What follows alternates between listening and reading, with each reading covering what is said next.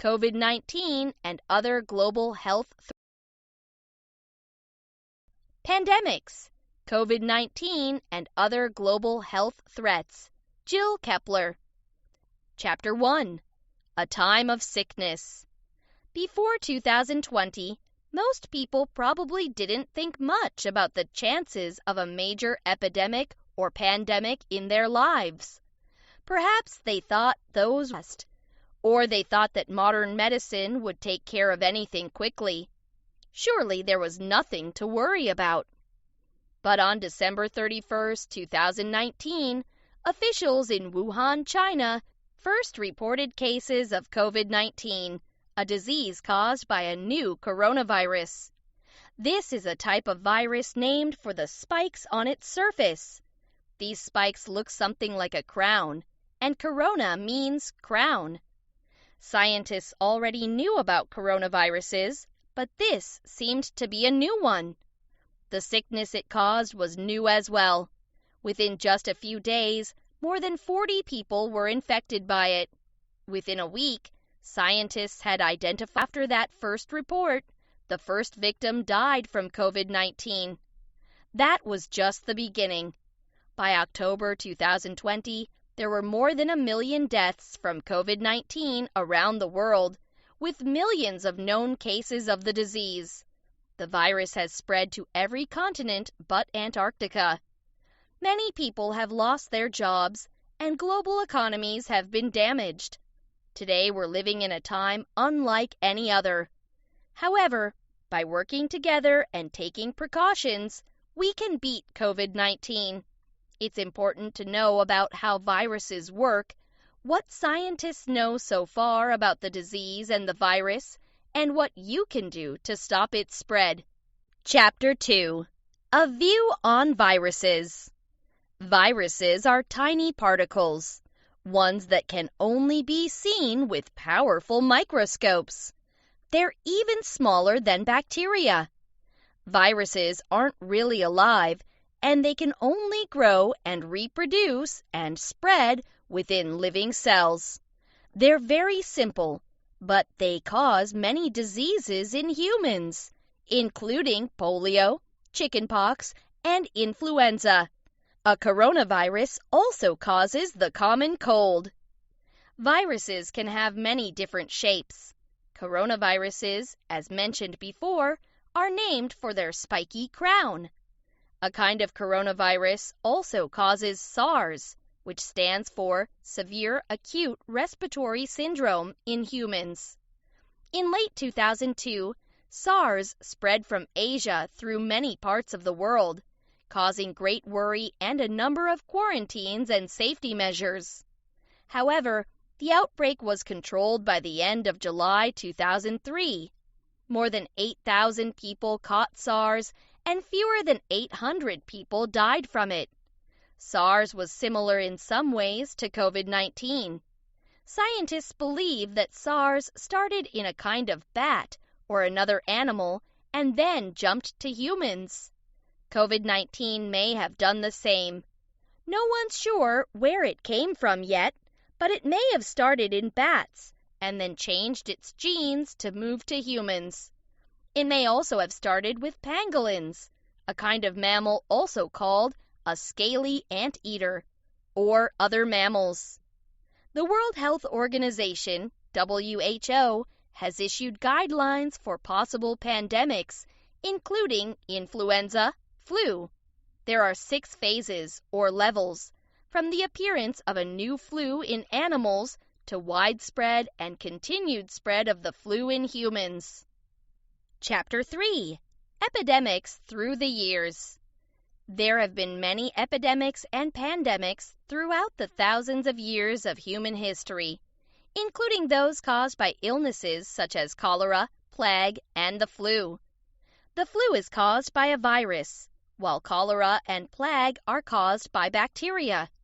A plague hit the Byzantine Empire in the 500s, killing thousands of people. People died so quickly that it was hard to dispose of the bodies fast enough. However, perhaps the best-known plague is the Black Death, which hit Europe in the 14th century. It may have killed 1/4 to 1/3 of the population, as many as 25 million people.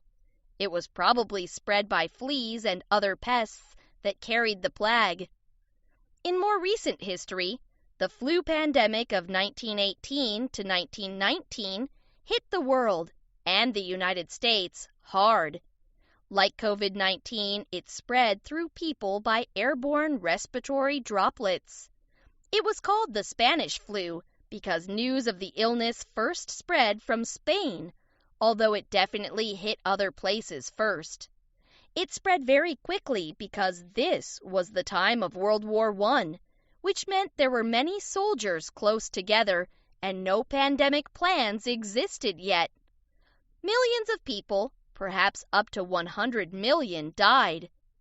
The AIDS epidemic, caused by HIV, arose in the 1980s and killed many people, although there is now a treatment for it.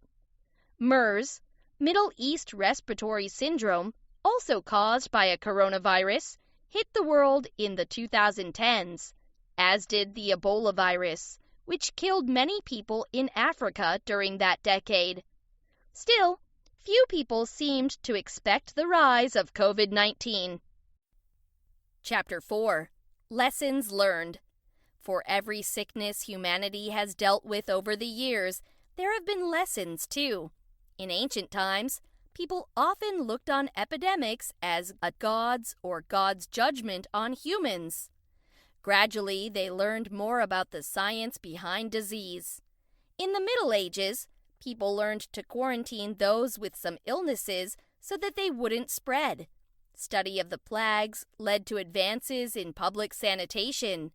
As time went on, the idea of public health, the art and science of protecting and improving community health through sanitation, preventative measures, and use of science, began to take shape. In the 18th century, people began to create more institutions, such as hospitals, to care for the sick. Scientists tried to teach people about how disease works. When the Industrial Revolution started and city populations grew dramatically, the crowding led to even more health problems. People began creating public health boards to deal with the issues. John Snow, a doctor in London during the mid-1800s, became known as the father of epidemiology for his work investigating the start and spread of cholera epidemics. He believed the disease was caused by germs instead of bad air, and he proved it with study and science. More recent epidemics and pandemics have taught us lessons too. The 1918 Spanish flu pandemic showed scientists and historians that social distancing helped keep the sickness from spreading. Communities in which people isolated themselves did better than ones in which people didn't. People also learned that working together is the best way to fight disease. Chapter 5. The Rise of COVID-19. While Chinese officials reported the first cases of COVID-19 on December 31, 2019, the sickness likely had been around longer than that. However, doctors didn't know quite what it was yet. It was described as a sort of pneumonia, with symptoms including fever, cough, and shortness of breath. Epidemiologists looked for the cause, taking samples from people to find out who was sick and doing interviews to find out where they'd been. It turned out that many of the infected people had visited a live animal market in Wuhan, China. Scientists working with the samples discovered the sickness was caused by a new coronavirus. COVID-19, short for Coronavirus Disease 2019, spread quickly. Some of those suffering from it began to die. Soon, China faced an epidemic. However, scientists still weren't sure how the illness spread.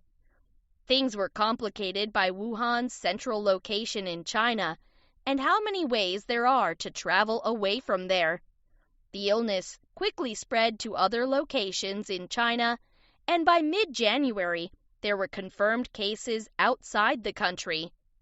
By January 23, 2020, Chinese officials ordered a lockdown in Wuhan and a few other cities.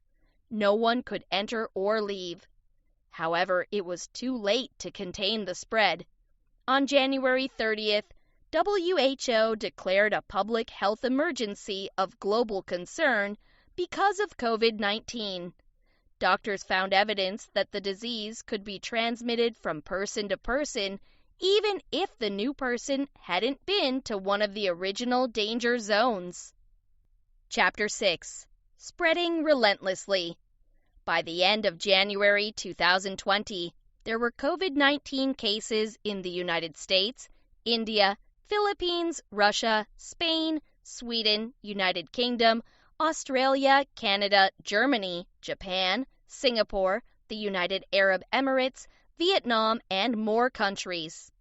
February 2nd marked the first COVID-19 death outside of China in the Philippines.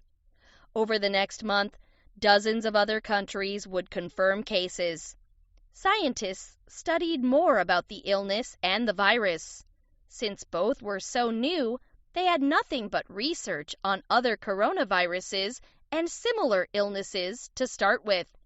At first, no one was sure how the virus spread or when people were contagious. No one was sure about the incubation period either. In time, scientists discovered that COVID-19's incubation period could be from 1 to 14 days, compared to only 2 days for influenza. That means people can spread the virus long before they know they have it.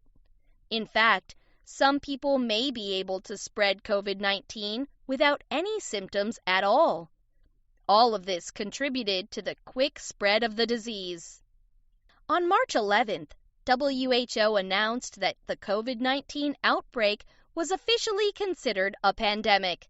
This was because of how fast and how severely the illness spread, and also because of inaction on the parts of some governments.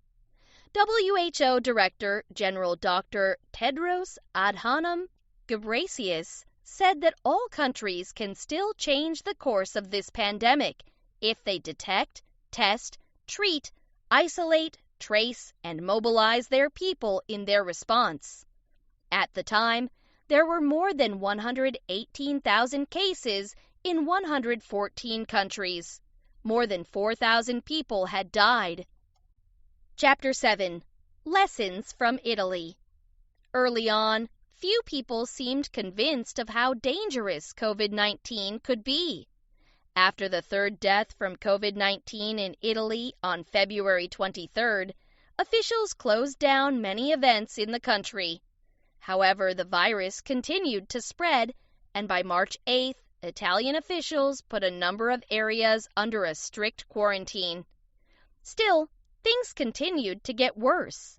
By late March, Italy had nearly 54,000 cases and nearly 5,000 deaths. By the end of the month, the death toll in the country had passed 10,000. There were strict rules on movement there, and all non-essential businesses were closed. The worst impact of COVID-19 on Italy came after other countries, including China, had managed to contain the virus for the most part. There were a few reasons for that. Few people in Italy thought the pandemic would be a true crisis at first. Countries had to take action very early to make a big difference, but many politicians were reluctant to do that. Also, people didn't listen to experts. Some places didn't enforce the quarantines. Officials also put safety measures in place gradually instead of all at once. That let the virus get a foothold in Italy and then expand. Many people didn't start following precautions until after the disease spread throughout the country. Other countries had to learn from new information and change their tactics. By mid-September, more than 283,000 people in Italy had had COVID-19, and more than 35,000 had died from it. However, the United States would surpass those numbers. Chapter 8. To U.S. Shores. The first known case of COVID-19 in the United States was confirmed on January 21, 2020. A few weeks later, in California, the first person died of COVID-19 on February 6th. Original reports had the first U.S. death occurring on February 28th. Medical examinations later showed otherwise.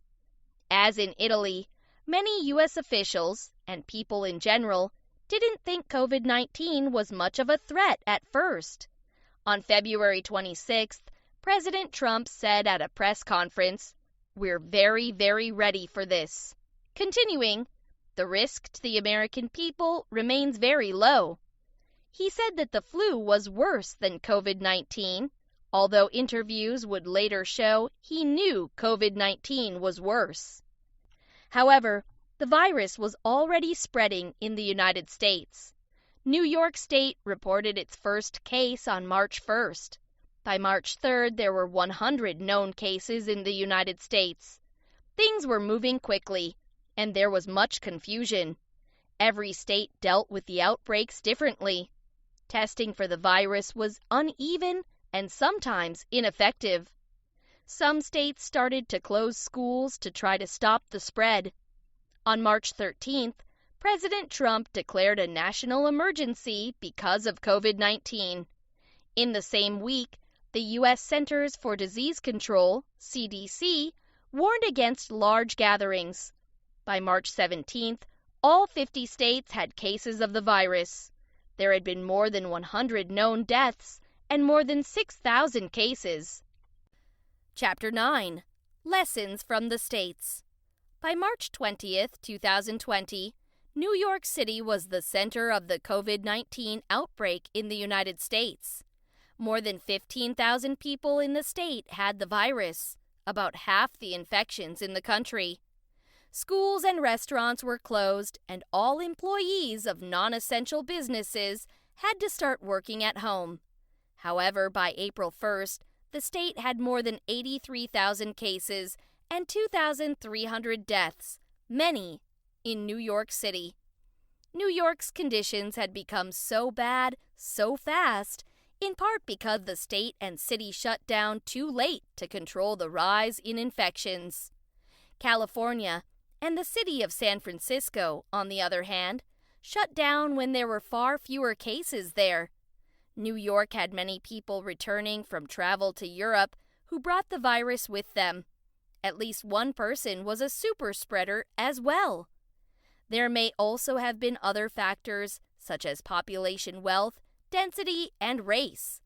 African Americans seem to be hit worse by COVID-19, and New York has a significant African American population. However, as the pandemic stretched on, New York got more of a grip on the issue. By late July, cases there had slowed thanks to the shutdown.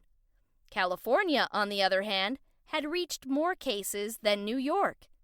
When California officials started to reopen in May and lift shelter-in-place orders, many people began to act like the virus was gone. Parties and gatherings allowed it to spread quickly again. As of early October 2020, California had the most COVID-19 cases in the United States. Chapter 10. Freedom, Fear, and Responsibility. By March 26, 2020, the United States passed China to lead the world in COVID-19 cases. In the next few months, millions of people would lose their jobs because of the necessary lockdowns and closures. And as the outbreaks continued and the toll grew, problems became more apparent. Some past CDC directors say that the United States went wrong with its COVID-19 reaction in a few different ways. There were previous plans in place to deal with pandemics, but no one used them, and many leaders denied COVID-19 was a threat. Some scientists noted a lack of government trust in science that could have helped the situation.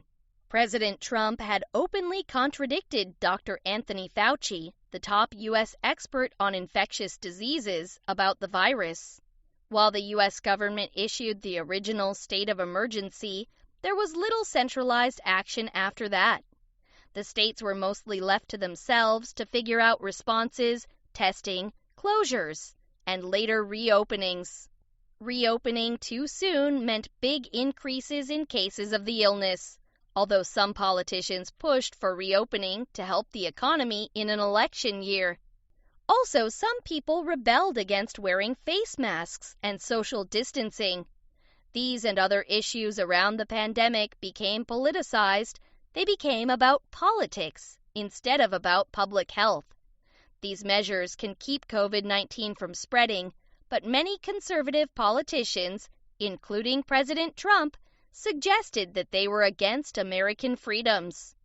The United States culture of individualism worked against containment of the virus. Meanwhile, by April 28th, U.S. cases had passed 1 million. About a month later, U.S. deaths from COVID-19 passed 100,000. Chapter 11. Mask Up. One aspect of COVID-19 prevention that has caused a great deal of confusion and rebellion has been the use of face masks. At first, many public health officials didn't recommend that people wear masks. In the early months of the pandemic, many medical personnel had trouble getting personal protective equipment, PPE, because of issues with the United States supply. Officials warned people against hoarding such equipment because it was needed for healthcare workers. However, science-based recommendations can change as the situation changes and scientists learn more. As time went on, it became clear that some people with no or few symptoms could spread the virus. It made sense that they were breathing out tiny virus-laden particles called aerosols, which can infect other people. Aerosols can hang in the air longer than larger droplets. Scientists who studied aerosols worked to convince officials of this. Aerosol spread of the virus meant that greater use of masks could keep people from infecting others, as well as protect others from breathing these particles in. Also, people could wear simpler cloth masks instead of the ones better saved for healthcare workers. By April 2020, the CDC recommended wearing masks when around other people. WHO followed by June. Some states, including New York, began requiring people to wear masks in public or in businesses, and studies suggest that this helped slow the spread in those places. Wearing a mask was a simple way for people to help protect others around them and be part of the fight against the COVID-19 pandemic. Still, some people continued to ignore mask requirements. Chapter 12. Symptoms, Treatments, and Hope. Scientists soon discovered that many people who get COVID-19 will only have minor to moderate symptoms. Common symptoms are a fever and chills, a cough, difficulty breathing, tiredness, body aches, or other cold-like signs. However, some people have no symptoms at all. And on the other side, some people will get very ill and need hospitalization, sometimes with a ventilator. Some people, especially older adults or people with underlying health conditions such as heart disease, have died from the illness. Victims have ranged from children to the elderly. One concern is that doctors also still aren't sure what the after effects of COVID-19 might be or how it might affect even those without symptoms years down the road. Some children and teens have shown symptoms of an inflammatory disease possibly connected to the virus. Some people have experienced symptoms including shortness of breath, tiredness, and achy joints for months. The virus can also permanently damage the heart, lungs, and brain, although scientists are still studying these long-term effects. Scientists are working on treatments and a vaccine for COVID-19, but as of this writing, there's no specific treatment approved by the U.S. Food and Drug Administration, FDA. However, a number of treatments are being tested. It's a complicated process with a lot of safety testing required. Some scientists are studying the use of convalescent plasma to help COVID-19 patients. Convalescent plasma is liquid from blood from people who've recovered from an illness. It may be able to help patients fight that illness. Chapter 13. Making a Difference. The COVID-19 pandemic has been hard on many people. In addition to the many people who've suffered from the illness and the people who've died or lost loved ones, many people lost their jobs. Some employees had to choose between staying safe and keeping their jobs. When schools shut down, some students lost reliable access to education. Parents had to find ways to keep their kids home and still work. People also had to make decisions about how they were going to react to measures put in place to protect others. Some embraced them. Others were more concerned with personal freedoms. Many young people have stepped up to make a difference during the pandemic and its many challenges. Avi Schiffman, a teenager from Washington State, created a COVID-19 tracker online, ncov2019.live/data, one so thorough that scientists have used it. He had help from a team of other teenagers from around the world. Some young journalists joined the Teenage Reporting Project COVID-19, www.globalyouth-and-news-media-prize.net/project-world-teenage-reporting-pro. The project has included many stories about young people doing their best to make a difference in many ways. Some young people have found new ways to create equipment to help in the COVID-19 fight. Awor Onguru, a teenager from Kenya, created face shields for medical workers out of yoga mats. Claire Kong of the United States helped start Washington Youth for Masks to provide safety equipment to hospitals. Other students, such as Brandon Gregory of the United States, have created face masks with 3D printers. Chapter 14. A Changed World. With the rise of COVID-19, the world changed forever. As of early October 2020, there have been more than 7.3 million cases in the United States, and more than 209,000 people have died. Worldwide, there have been more than 35 million cases and more than 1 million deaths. The United States continues to have the largest number of cases and deaths in the world. And in early October, President Trump was diagnosed with COVID-19 days after he questioned mask use during a debate. Things are different for everyone. Masks continue to be widespread precautions against the virus. Sporting events may not have live spectators if they're taking place at all. Schools may have all online classes or hybrid classes that combine online and live classes, or they may be cautiously back to full live classes. Businesses continue to contend with the safety of customers and employees versus making money. The economy is still recovering. No one truly knows just what the future will look like. Pandemics, from the plagues of the Middle Ages to COVID-19, have always caused great amounts of change in society and history. There may still be quarantines and lockdowns coming. People will have to work together and care about their neighbors to get us all through this time. Young people will step up to make a difference and lead the United States into the future. There may be changes in healthcare, education, work, and entertainment. People may have to get creative to meet new needs and concerns. Together, however, we can make it through this and into a post-COVID-19 future.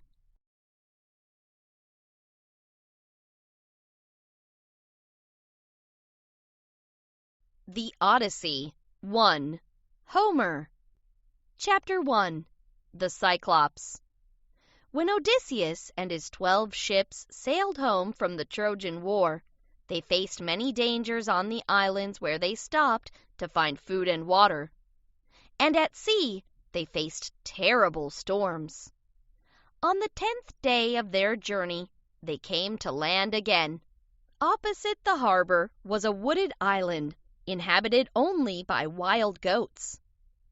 "We shall stay here," Odysseus commanded, "until I find out what dangers may await us on the mainland." When they had eaten, Odysseus and 12 of his best men crossed to the mainland. Here they came to an empty cave, surrounded by a stone wall which held many lambs. Taking food and wine, they went into the cave. They lit a fire and helped themselves to some of the cheese that they found there.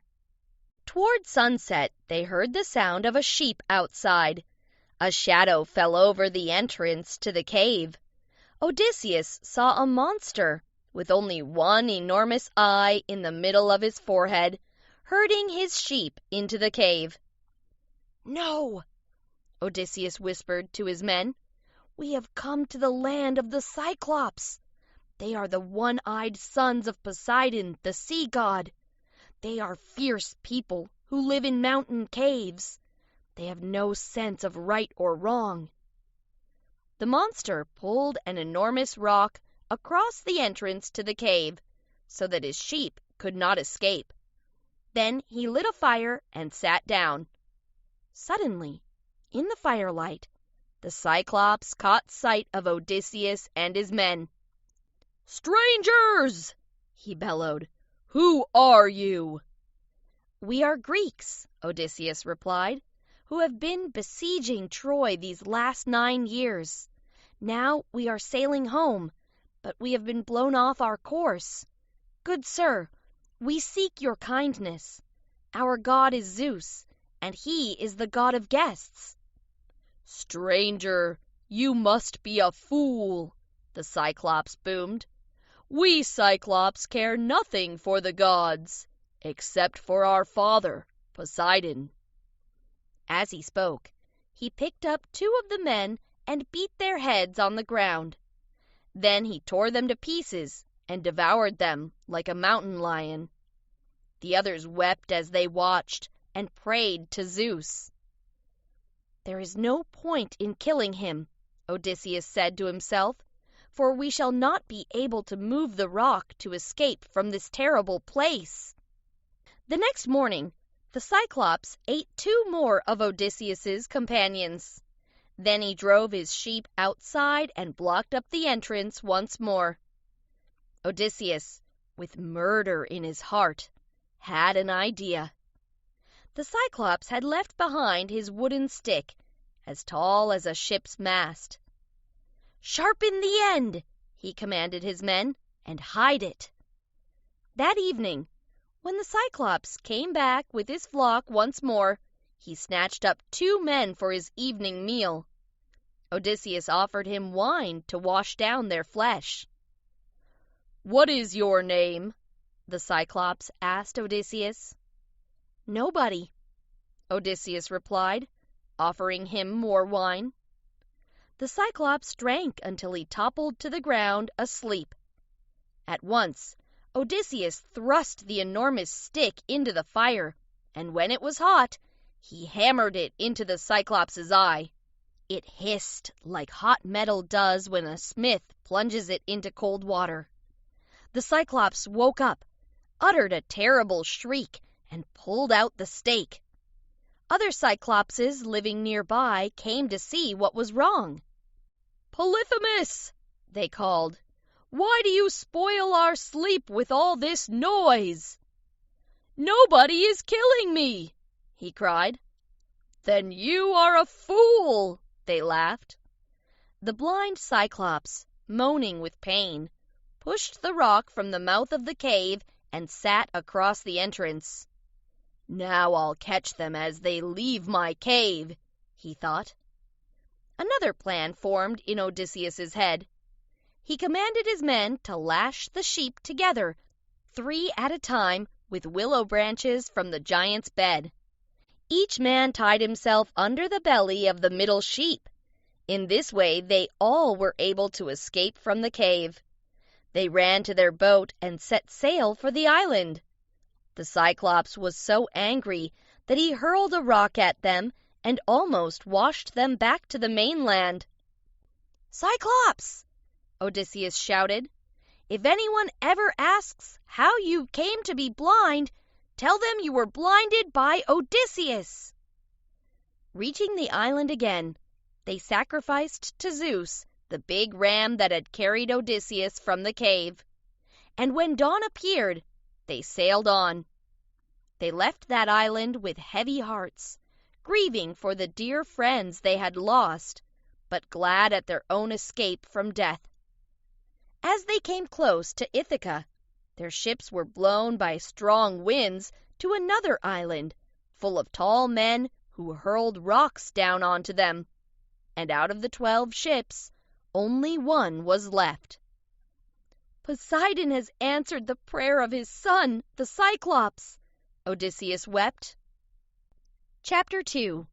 A Wicked Enchantress. Odysseus and his surviving men came to another island. Silently they brought their ship into harbor. Then, exhausted, they rested on the beach for 2 days. At dawn, on the 3rd day, Odysseus took his spear and sword and left the ship. He climbed to the top of a hill, from where he saw smoke amongst the trees. "I do not know what dangers are here," he thought. "I shall return to the ship to feast. Then I shall explore the island with my men." On his way back to the shore, Odysseus killed a stag, and they feasted the whole of the day and night. At dawn, Odysseus divided his men into 2 groups, one led by him, the other by Eurylochus. After drawing lots, it was Eurylochus who set off first, taking 22 men with him. Eurylochus did not return until dusk, and he was alone. He could hardly utter a word to his companions. At last he spoke. "We came to a beautiful house built of stone," he wept. "There were lions and wolves prowling around it, but they did not harm us. A woman was sitting in the porch singing as she wove her tapestry. When she caught sight of us, she invited us to eat and drink with her. But I did not trust her, so I stood guard outside." "What happened?" Odysseus asked, his heart sinking. "Where are the others?" The woman gave them cups of wine. Then she touched them with a wooden stick." Eurylochus shuddered. "They sprouted bristles and dropped to the ground. She had changed them into pigs. Then she laughed and drove them into a pigsty." Odysseus picked up his bow and sword. "Come," he said, "we must go to that house and free them." "I cannot go with you," Eurylochus wept. "Then stay here and rest," Odysseus replied. "I shall go alone." As he made his way through the forest, Odysseus met Hermes, the messenger of the gods. "Have you come to free your men from the enchantress Circe?" he asked Odysseus. "You must let me help, or you too will meet the same fate as them." He stopped to pick a plant growing close by, a wild garlic. "If you drink this, it will protect you from Circe's evil. When she has given you her magic potion, she will tap you with her stick, but her potion will have no power over you. At that same moment, you must draw your sword, as if you mean to kill her. She will beg forgiveness, and you can ask her to undo the wrong she has done to your men." Odysseus did as Hermes instructed, and when he took his sword to threaten the enchantress, she was amazed. "No man has ever resisted my magic powers," she cried. "Are you Odysseus? Hermes told me once that you would come this way from Troy." Circe commanded food and drink to be brought, and servants to wash Odysseus. But he shook his head. "How can I accept what you offer when my men are still in your pigsty?" he asked. Circe went at once to the pigsty and drove out the pigs.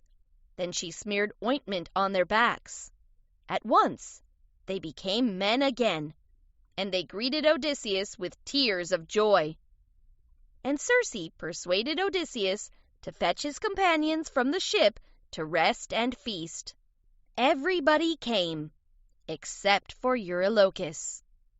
Odysseus would have slain him in anger if the others had not prevented him. So he stayed behind to guard the ship. The days passed in feasting and resting, and they did not realize that a whole year had passed by. At last, Odysseus's companions persuaded him that it was time to sail on to Ithaca. He went to break the news to Circe.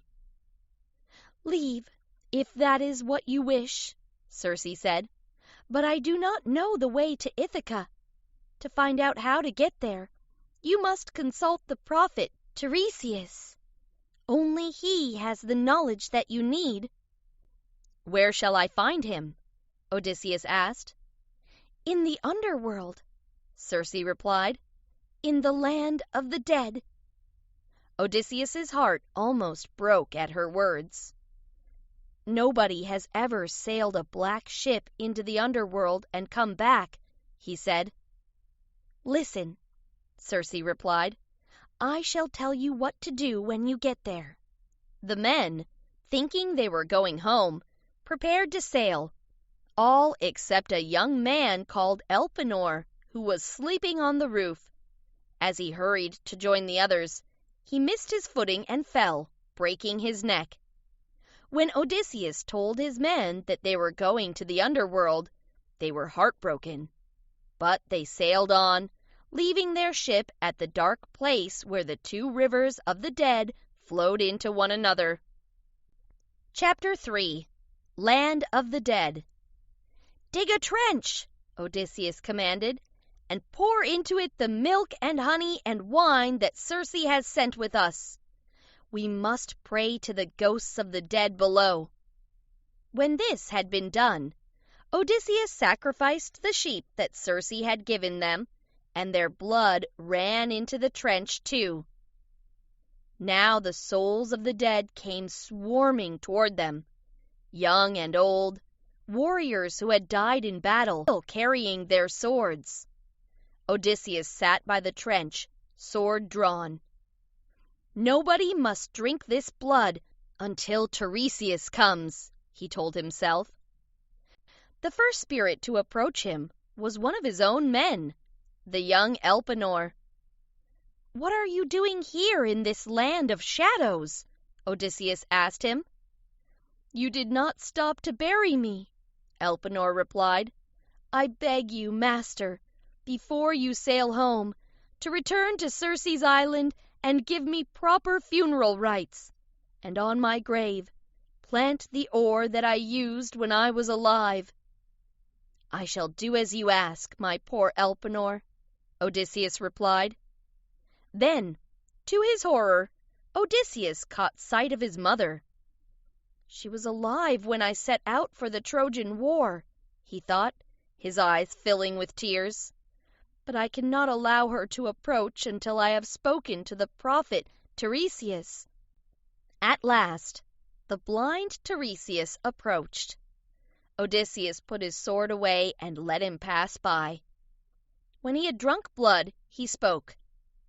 "Odysseus," he said, "Poseidon wishes to make your journey home difficult.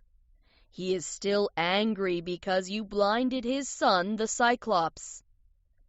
"But how can we reach Ithaca safely?" Odysseus asked. "Listen carefully," Tiresias said. "You will come to an island called Thrace, full of cattle and sheep, which belong to the sun god. If you kill any of them, you and your ship will be destroyed. Even if you manage to escape and come to Ithaca, you will find nothing but trouble, for there are men there courting your wife, Penelope. You must take your revenge on them." "If this is the will of the gods, so be it," Odysseus replied. "But tell me one more thing. The spirit of my dead mother is here. How can I make her recognize me?"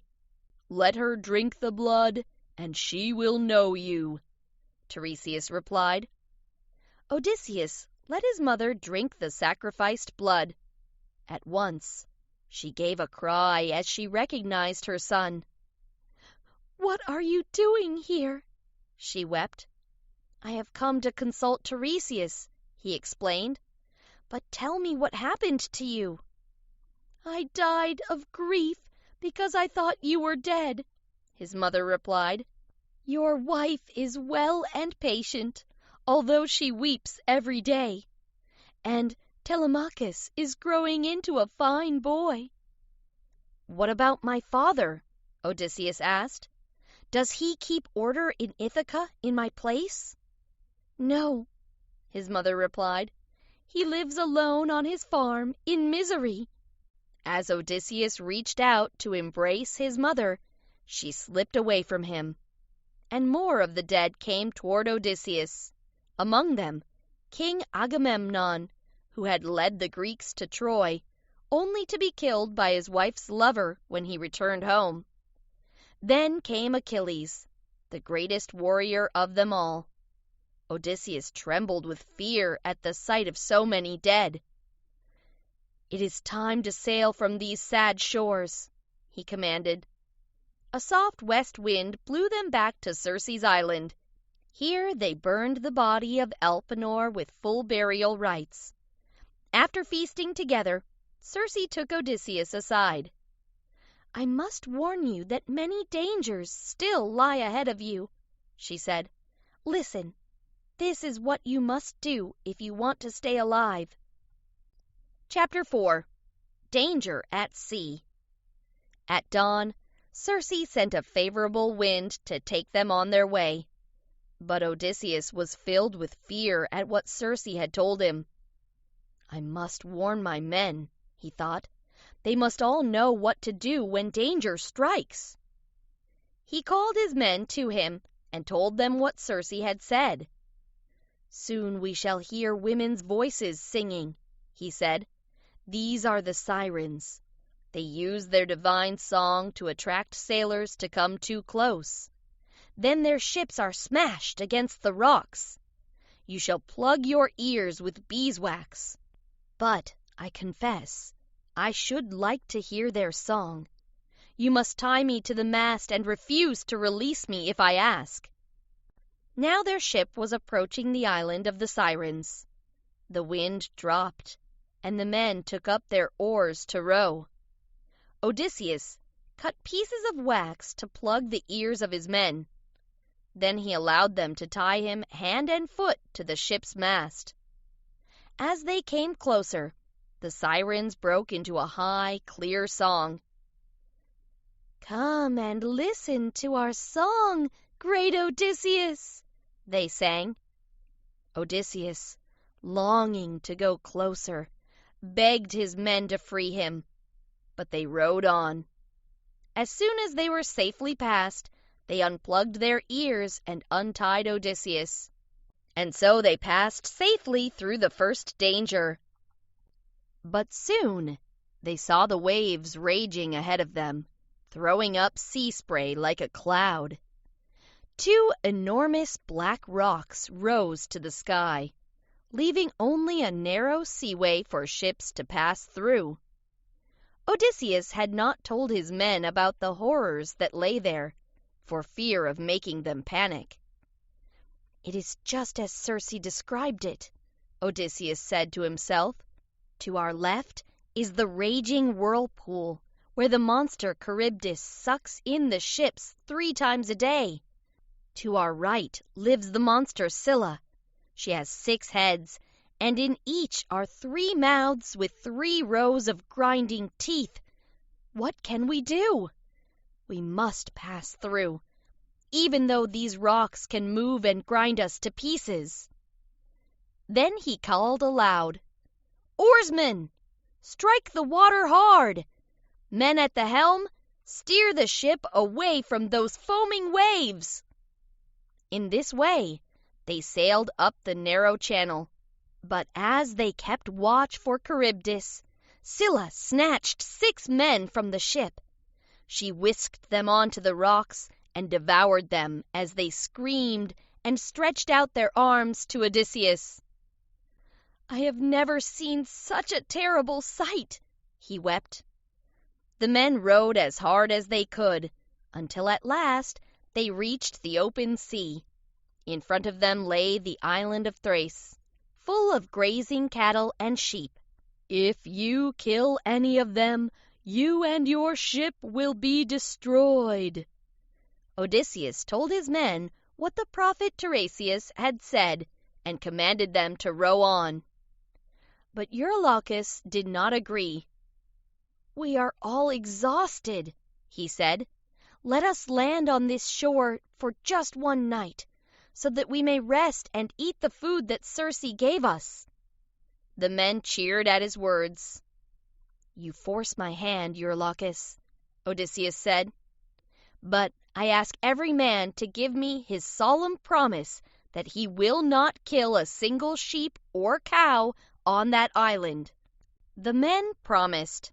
They feasted on the shore and lay down to sleep. But that night Zeus sent a great storm, which raged for a whole month, and they could not put their ship out to sea. Soon their food was finished, and they lived on fish and bird flesh. Odysseus went to a sheltered place where he could pray to the gods. Then he fell into a deep sleep. When he awoke and set off for the ship, he could smell roasting meat. "The gods lulled me to sleep while my men were planning this terrible crime," he said to himself. When he saw that his men had killed the cattle, Odysseus was angry. "We would have starved," Eurylochus said, "and since we cannot undo what we have done, let us eat what we have killed." They feasted for 6 days, as the storm still raged around them. On the 7th day, the sun came out and the wind dropped. "Let us hope that the sun god has forgiven us," Odysseus thought. "Now we can set sail." But as soon as they had left the shore, a great wind blew up and ripped their sails. The mast split. A bolt of lightning struck the ship, and everybody was thrown into the sea. Odysseus's men floated like seagulls on the waves. Then one by one, they sank beneath the water. "There will be no homecoming for them," Odysseus wept. He tied himself to the mast of his ship, which had now toppled into the sea. To his horror, the sea washed him back toward Scylla's rock. As Charybdis was beginning to suck him into the whirlpool, he managed to catch hold of a fig tree and held on grimly until the mast was washed up. "Thank the gods that Scylla did not catch sight of me," Odysseus thought. "Nothing could have saved me then." Clinging to the mast, Odysseus drifted for 9 days, more dead than alive. At last, he was washed up on the shore of a distant island where no ships ever sailed. "How will I ever get home to Ithaca now?" Odysseus wept. Chapter 5. The Island of Calypso. It was the nymph Calypso who found Odysseus. She fell in love with him and offered to make him immortal, but he refused. 7 years passed by, and as Odysseus sat pining on that sad shore, his son Telemachus was growing into manhood. Athena put on her golden sandals, seized her bronze spear, and sped to Ithaca, to Odysseus's palace, where she disguised herself as a family friend. She found the palace full of young men who had come to ask for Penelope's hand in marriage. They had slaughtered cattle and were drinking and eating everything in sight. "These men are living off a man whose bones may be rotting in a distant land," Telemachus whispered. "Who are you? what has brought you here?" "I know that Odysseus is alive, and he will think of a way to come back to you," Athena said. She stared at Telemachus. "Your likeness to your father is startling." "If only he would return!" Telemachus cried. "My mother does not want to remarry, and these suitors are eating us out of house and home." "Tell them to leave," Athena said, "and take your best men and ship and go to King Nestor and King Menelaus. Your father fought with them at Troy. They may have news of him." When the stranger had left, Telemachus was filled with the courage to plan such a journey. At last he set sail. But the misfortune of Odysseus weighed heavily on Athena's heart, and she spoke of it to her father Zeus. He called the gods to a meeting, all except Poseidon, who had gone to visit the eastern shores of Africa. "Look how Odysseus sits in misery on that island," Athena said. "He has no ship to carry him home to his beloved Ithaca, and I fear the suitors may murder Telemachus on his way back." "Yes, it is time for Odysseus to return home," Zeus said. He called his messenger, Hermes, to his side. "Go and tell Calypso what we have decided," he said. "And you, Athena, do what you can for Telemachus." Hermes quickly put on his golden sandals that carried him with the speed of wind. He picked up the wand with which he could cast a spell. Then he swooped over the sea and skimmed the waves like a seagull. At last, he came to the cave where Calypso was living. A large fire was blazing in the hearth. Calypso was singing with her beautiful voice as she wove her fine cloths. Grapes hung above, and spring water ran by. It was a beautiful place. But Odysseus was sitting on the shore, weeping as he looked across the sea, tormented by thoughts of home. Calypso recognized Hermes. "What brings you all this way?" she asked. "You are a welcome guest. I shall gladly do as you ask." "Zeus has sent me," Hermes replied. "He has told me that you have here a man dogged by bad luck, who has fought in Troy for 9 years, has lost all his companions, and wishes to return home. You must send him to Ithaca without delay. The gods wish him to see his friends and family once more." "Your gods are hard-hearted," Calypso said. "You do not like me to be with a mortal man, a man I rescued from death. But if that is Zeus's wish, let him go." Hermes thanked her and left at once. Calypso went to Odysseus, where he sat weeping. "My unhappy friend, do not weep any longer," she said.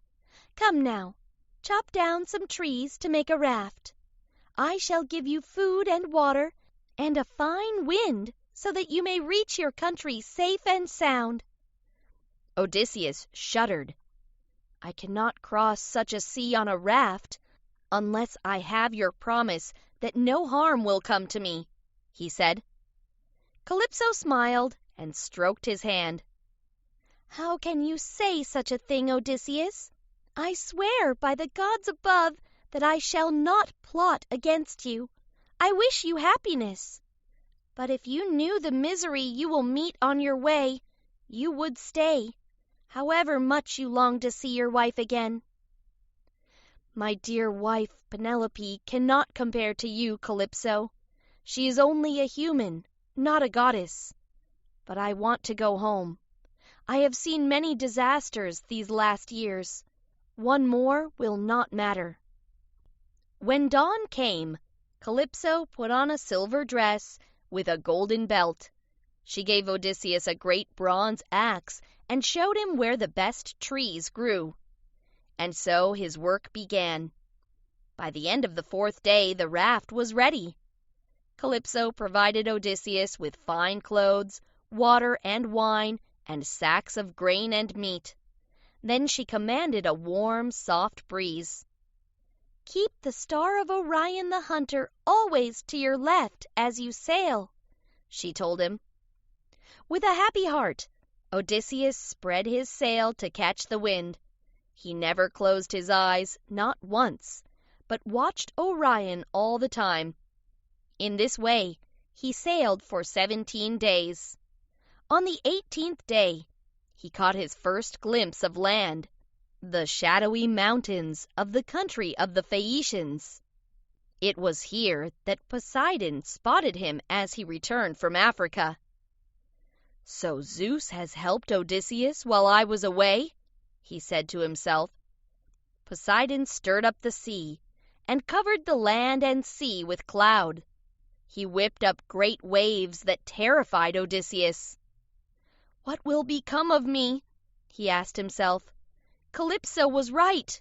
There is great misery for me before I reach home." As the sea tossed the raft backward and forward, Odysseus was thrown into the water. Only a goddess, in the shape of a seagull, saved him. "Take off your heavy clothes and swim to shore," she said. "Wrap my veil around your wrist to keep you from harm." Odysseus did as the goddess said and set out for the shore. But he would have been crushed against the rocks if he had not held on to a spur of rock. Then he managed to swim to calmer waters. There, he threw the veil back into the sea and staggered inland, following the bank of a river. Then, feeling his strength drain away, he crept under an olive tree, covered himself with their leaves, and slept at last.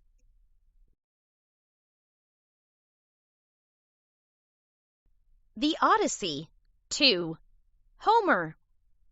Chapter 6. Help at Last. Odysseus had been washed up in the land of the Phaeacians, a country ruled by the mighty King Alcinous. He had a young daughter called Nausicaa. As she lay sleeping, Athena whispered in her ear, "Nausicaa, every man in this land wants you for his wife, but you are so lazy. Look at all your dirty clothes.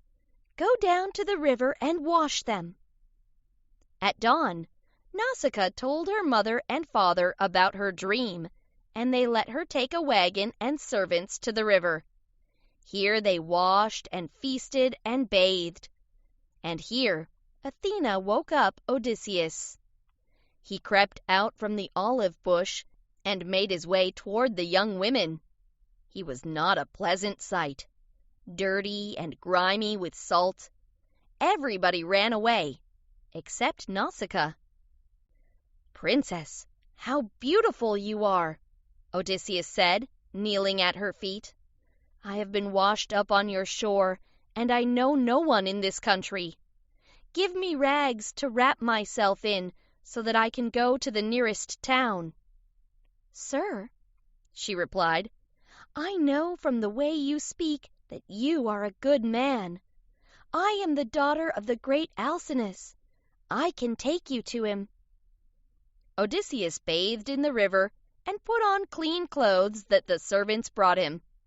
Nausicaa stared at him in admiration. "There will be gossip if I return with this handsome stranger," she said to herself. "I shall go first. Then he can follow me."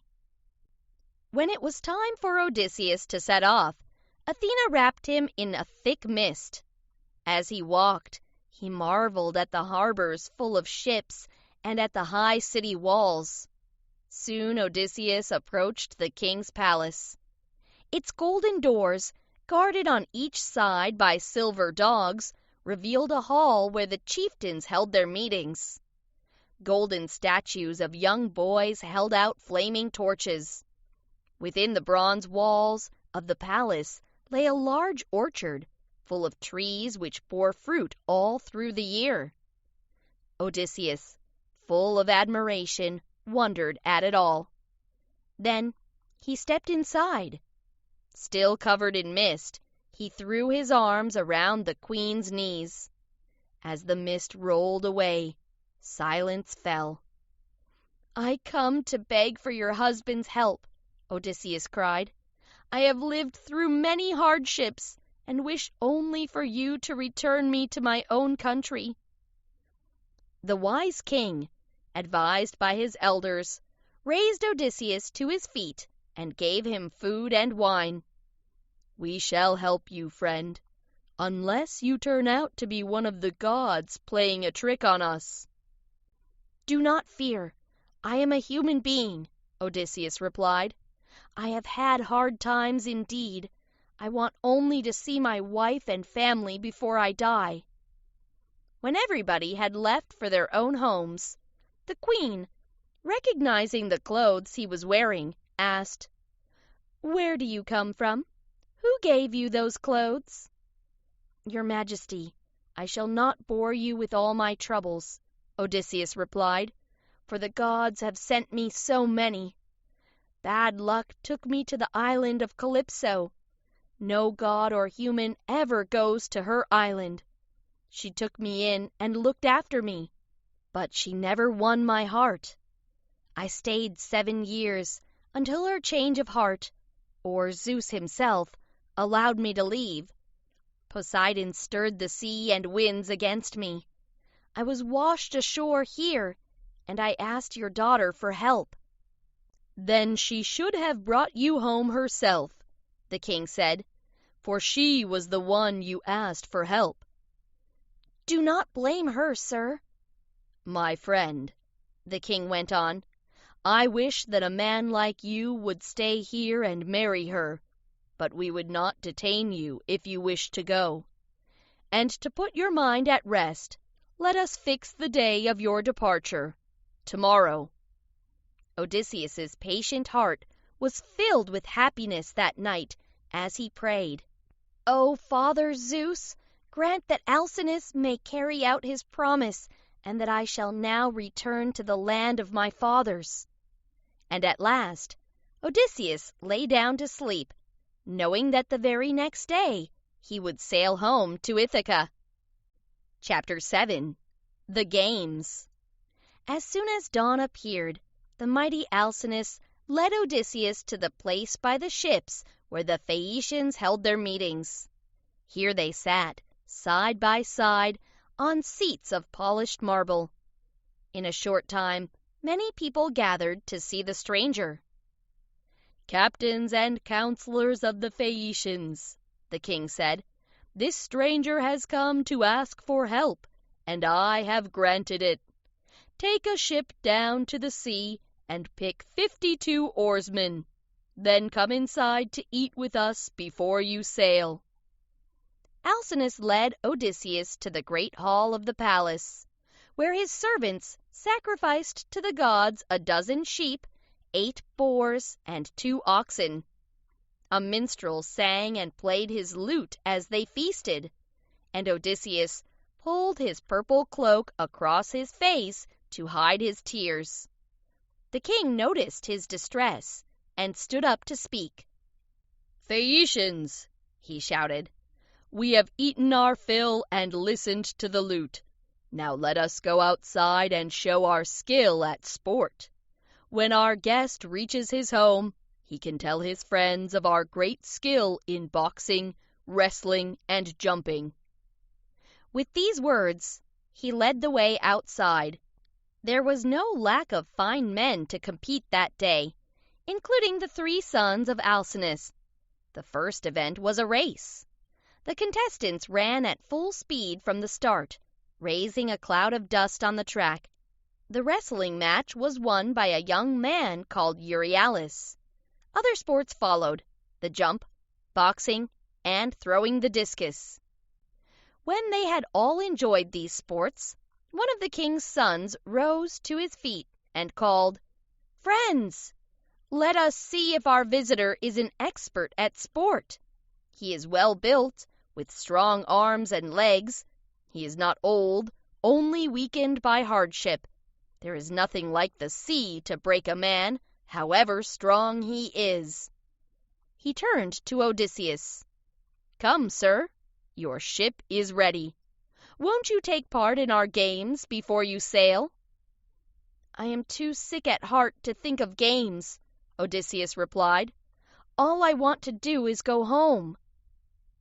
"You are quite right, sir," Euryalus cried. "I did not think you were an athlete."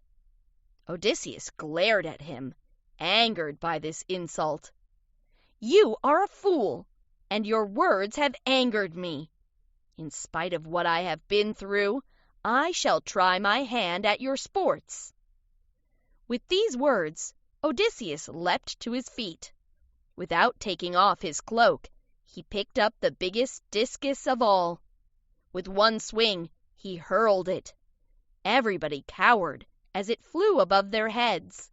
It landed farther away than any of the other throws. "Now, can you do better than that?" he asked the young men around him.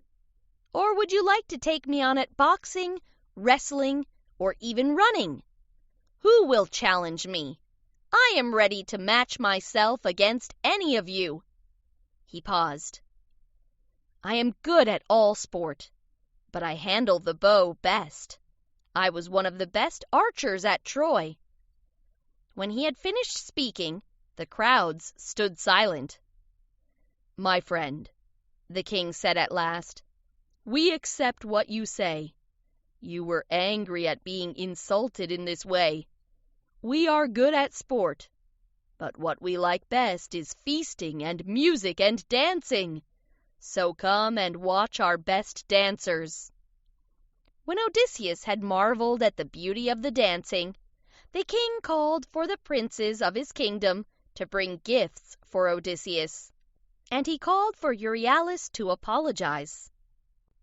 "I shall do as you ask, Lord Alcinous," he replied. "Here is my gift, a bronze sword with a silver hilt." He handed the sword to Odysseus. "Honored guest, I salute you," he said. "May the wind blow away the offensive words that came from my lips, and may you return home in safety."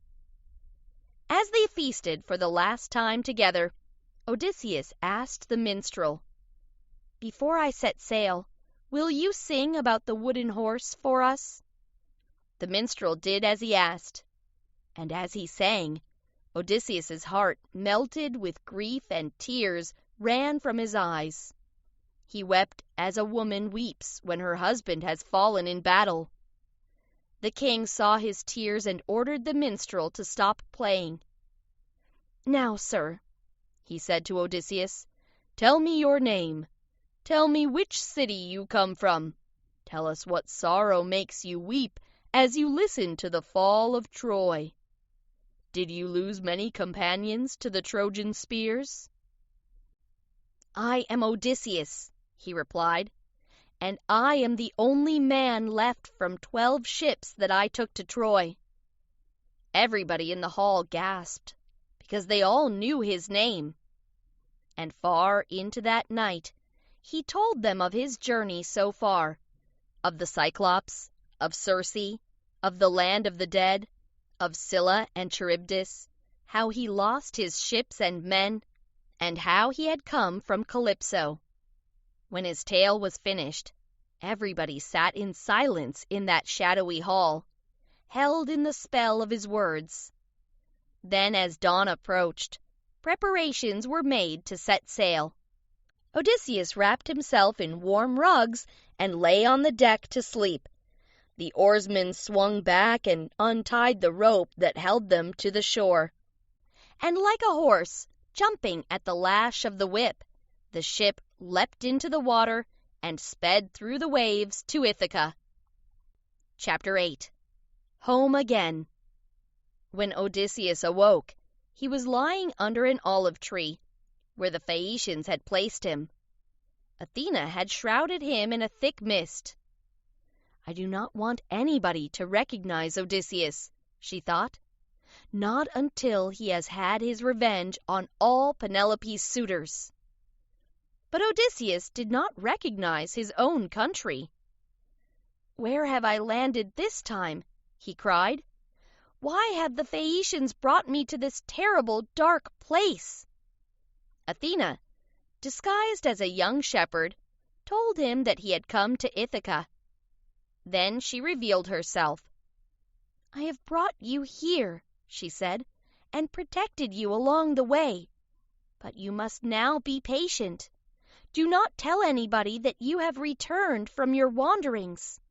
Suffer everything in silence, even the worst insults."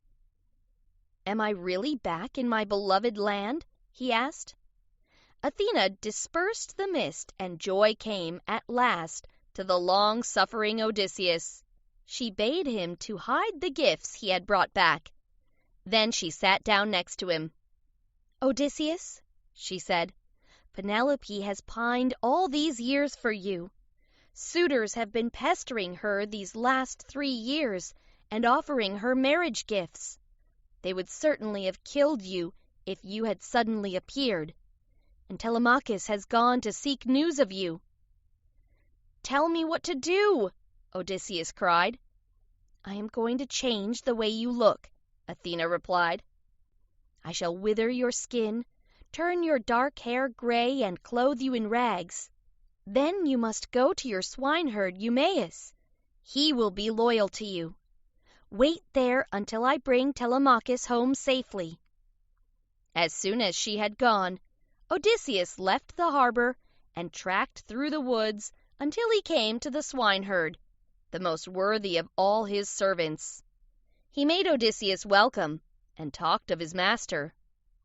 "He's dead, I am certain of it," he said sadly.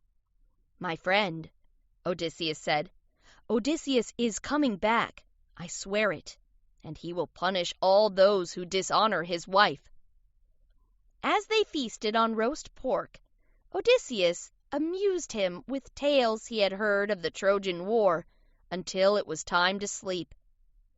And all this time Athena was urging Telemachus to return home to Ithaca. "Sail at night," she told him, "for the suitors plan to ambush you on the way. And go straight to Eumaeus, not to your mother." Odysseus and Eumaeus were preparing their breakfast in the dawn light when a young man came through the farm gate. "This must be my son," Odysseus thought, "for he looks so much like me." When they had all eaten together, Telemachus said, "Eumaeus, go to my mother and tell her that I have returned safely. Do not tell anybody else, for I trust nobody. Then come straight back here."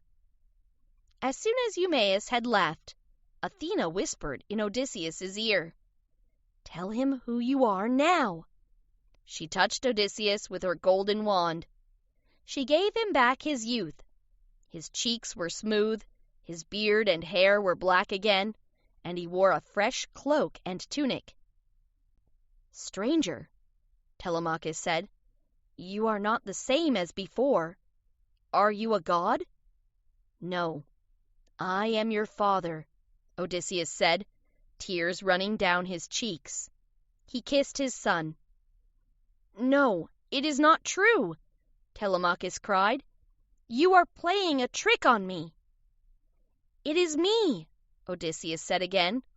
"With the help of Athena, I am back in my own land after 20 years of wandering." Telemachus flung his arms around his father's neck and burst into tears. "Now it is time to rid ourselves of your mother's suitors," Odysseus said. "Father, I know you are a great fighter," his son cried, "but there are more than 80 of them." "Let us hope that Athena and Zeus will be all the help we need," his father replied. "Listen, my son, you must go home to those arrogant suitors. Show no anger at the way they will treat me when I appear. And when I give the signal, hide all the weapons that are in the great hall. Tell nobody that you have seen me."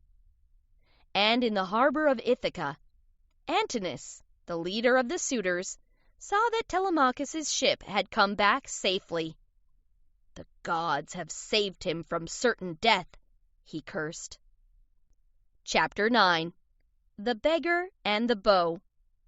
Odysseus, having sent Telemachus on ahead, now prepared to go to his palace with Eumaeus. Dressed as a wretched beggar in filthy rags, he hobbled along, leaning on a wooden stick. Soon they came to his palace, and heard music and the sound of feasting.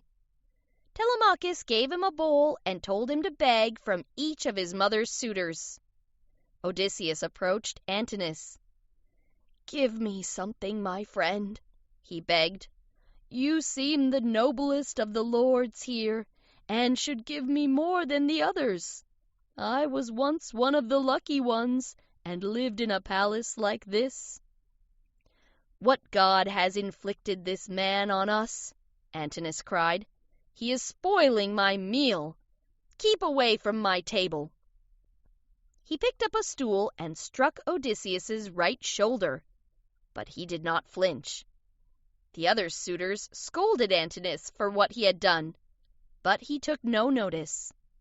Penelope was angry too, and sent for the stranger. "That beggar has of a man who has traveled far," she thought, "and he may have news of my husband." At sunset, when they were alone at last by the fire in the great hall, Penelope asked, "Stranger, who are you? Where have you come from?" "I am a man of many sorrows," Odysseus replied. "Sir, I too am alone in my misery," she replied. "Ever since my husband sailed to Troy, I long for Odysseus. My suitors are now forcing me to name a wedding day. I have put them off for 3 years by weaving a tapestry, a shroud for Odysseus's father. I refused to marry until it was finished. But each night I unpicked what I had woven during the day. Yes, I deceived them until I was found out." "My lady," Odysseus said, "do not weep any longer for your husband. I have news of him. He is close by on his way home with a large fortune." "May this prove to be true," Penelope said, "although I have heard it many times. Now let me bring Odysseus's old nurse to wash your feet." The old woman began her work at once. "You remind me very strongly of my master," she said. Then she touched the scar on his foot, the one made by the tusk of a boar when he was a child. "You are Odysseus!" she cried. "Do not let anybody learn the truth," Odysseus whispered. The next day, Penelope came into the hall carrying Odysseus's shining bow made of horn. "Come now, my brave lords," she cried to the suitors. "Your reward now stands before you. The suitor who can shoot an arrow through the ring of 12 axe handles shall claim me as his bride." The target was set up, and each man failed in turn. Odysseus appeared in the doorway and asked to be allowed to test his strength and skill. The lords laughed, but Penelope told him to come forward. "And shall you marry a beggar?" one of the suitors cried. Amid loud jeering, Odysseus bent back the bow, and his arrow sped through each ring. "I have done no dishonor to your father's bow," he said to Telemachus. "But now it is time we hunted and made the kill," he whispered. And Odysseus, throwing off his ragged clothes, stood in the doorway of the great hall. "My lords, the contest that was to decide your fate is now over," he shouted. Odysseus aimed his great bow at Antinous, who was just about to take a sip of wine. An arrow passed right through his neck, and he fell to the floor, dead. Chapter 10. The Final Battle. There was uproar in the hall. The other suitors searched the walls for armor, but not a shield or sword was hanging there. They turned on Odysseus. "Now you will die, stranger!" they cried. "You have killed the greatest nobleman in Ithaca." "You dogs!" Odysseus shouted. "You stole from my household behind my back. You pestered my wife. You never thought you would see her husband return from Troy?" At his words, fear drained the color from their cheeks. At last, one of them, a suitor called Eurymachus, spoke.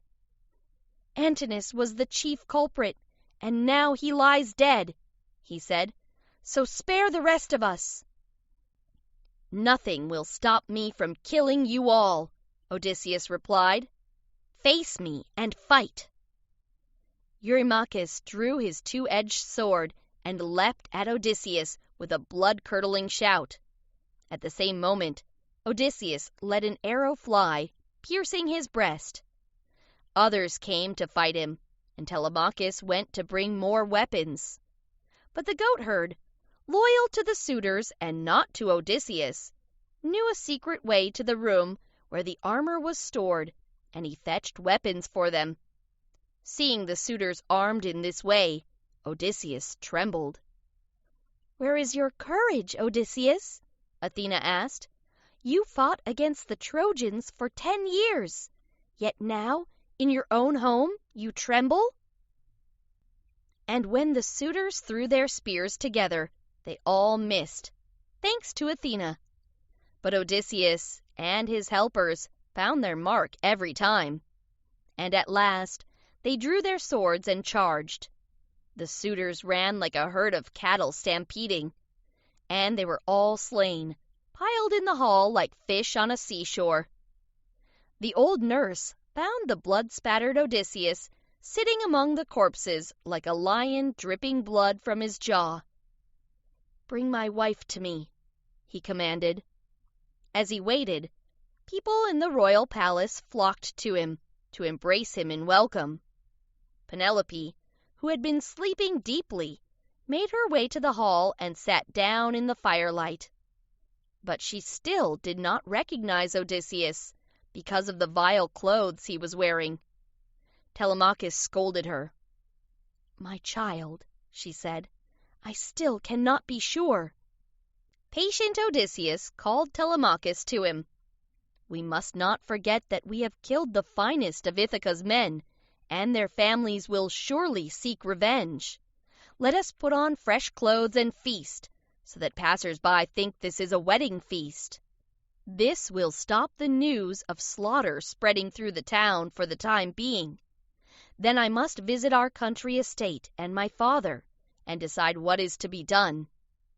The servants washed Odysseus until he looked as handsome as a god. "Make up my bed in a corner of the hall," he called to the servants, "for tonight I must sleep alone." Penelope knew at once how she could test her husband. She ordered their bridal bed to be brought out into the hall. Odysseus smiled. "That is not possible," he said. "I built that bed myself.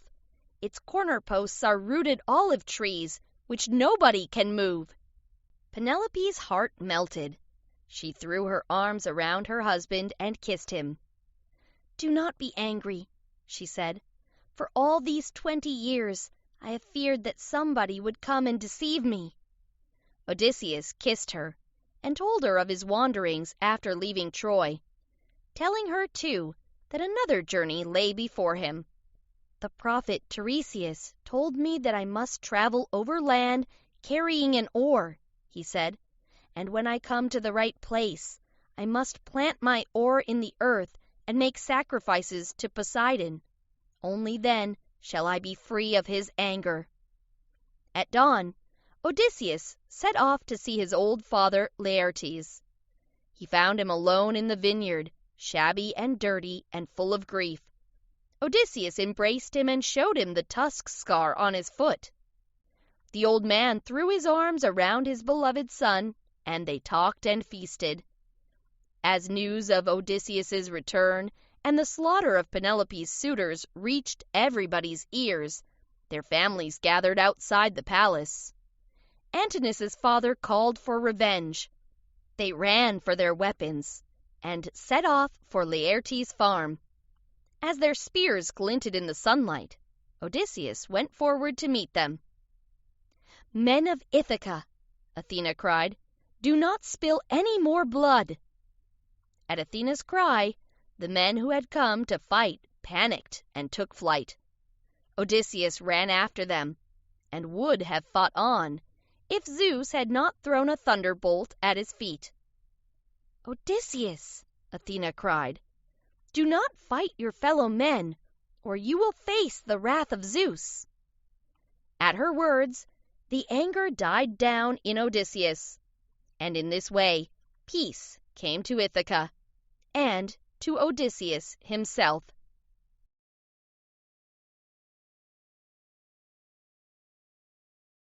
The Lost World 1.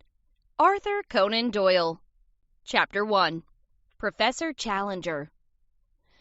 "Well, Mr. Malone, for a man of only 23, you seem very anxious to kill yourself," Mr. McArdle said.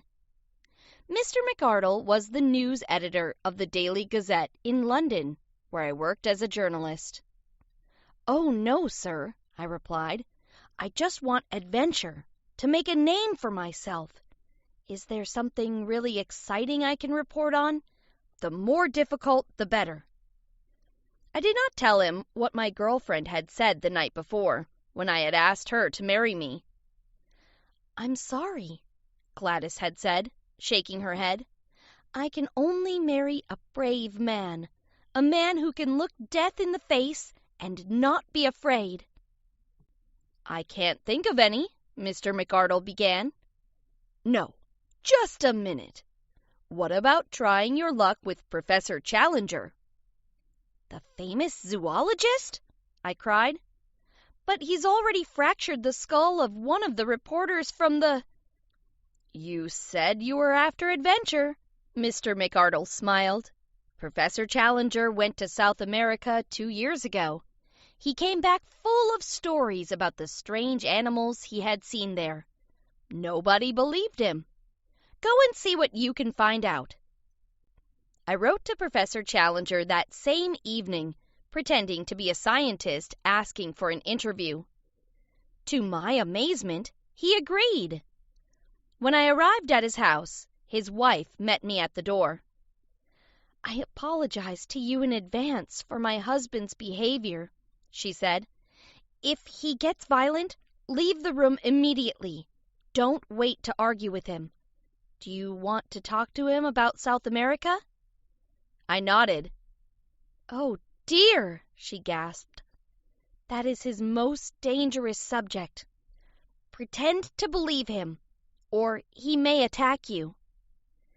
Then Mrs. Challenger tapped on the door of her husband's study and left me to enter the lion's cage. Her husband's appearance amazed me. He had an enormous head, the largest I have ever seen on a human being.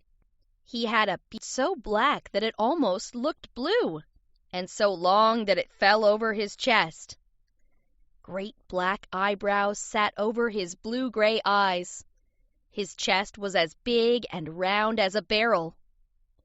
"Well," he bellowed at me, "I hope you are a scientist and not one of those revolting people who call themselves journalists."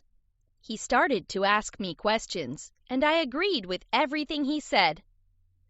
"What does that prove?" Professor Challenger asked at last.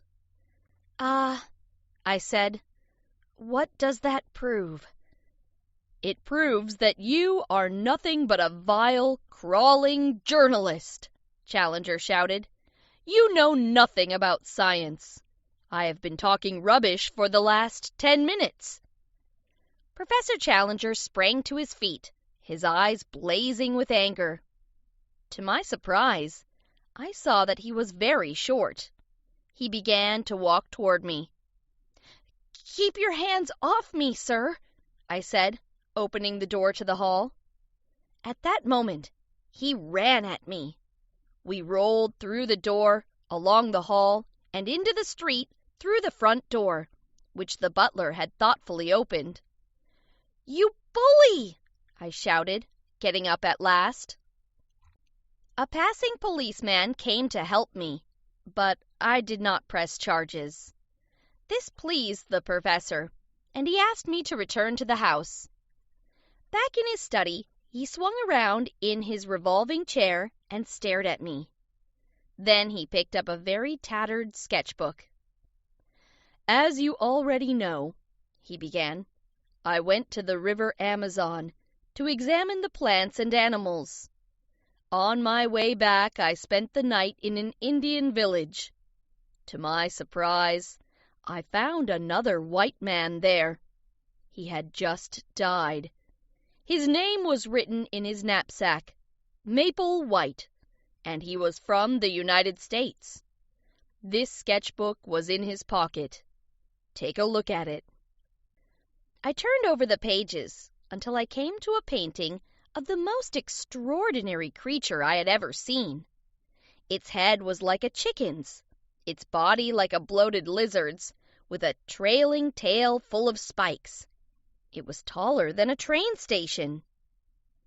"It's horrible," I said, shuddering. "What is it?" "A stegosaurus," the professor said. "Did Maple White copy it from a book?" I asked. Professor Challenger did not answer my question, but he handed me a faded photograph. It showed a long, high cliff dotted with trees, exactly the same as the background of the painting. On the top of one of the trees stood a strange bird. "I shot a bird like that 2 years ago," the professor told me. "But unfortunately, I lost it in the river when my boat overturned. But I managed to save this." He opened a drawer and took out part of a huge wing. "Is it a pelican or a bat?" I asked. "No, my young friend," he said. The professor leaned across his desk toward me. "It is a pterodactyl," he said. "A flying dinosaur. It lived more than 150 million years ago. And it's still alive in South America today." Chapter 2. Journey to South America. I believed Professor Challenger.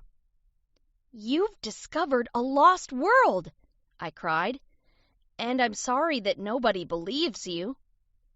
"I have been invited to speak at the Zoological Institute this evening," the professor said. "Why don't you come along? Then you can see for yourself how the public dislikes me." It was true. I had never heard a man so insulted as Professor Challenger was that evening. A man named Professor Summerlee was the worst of all. He rose to his feet, cheered on by the audience. "And where exactly did you see these dinosaurs?" he asked coldly. There was a long silence.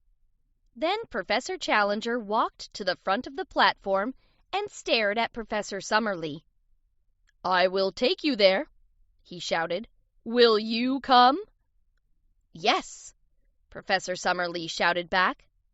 "I will need a younger man to go with us," Professor Challenger called to the audience.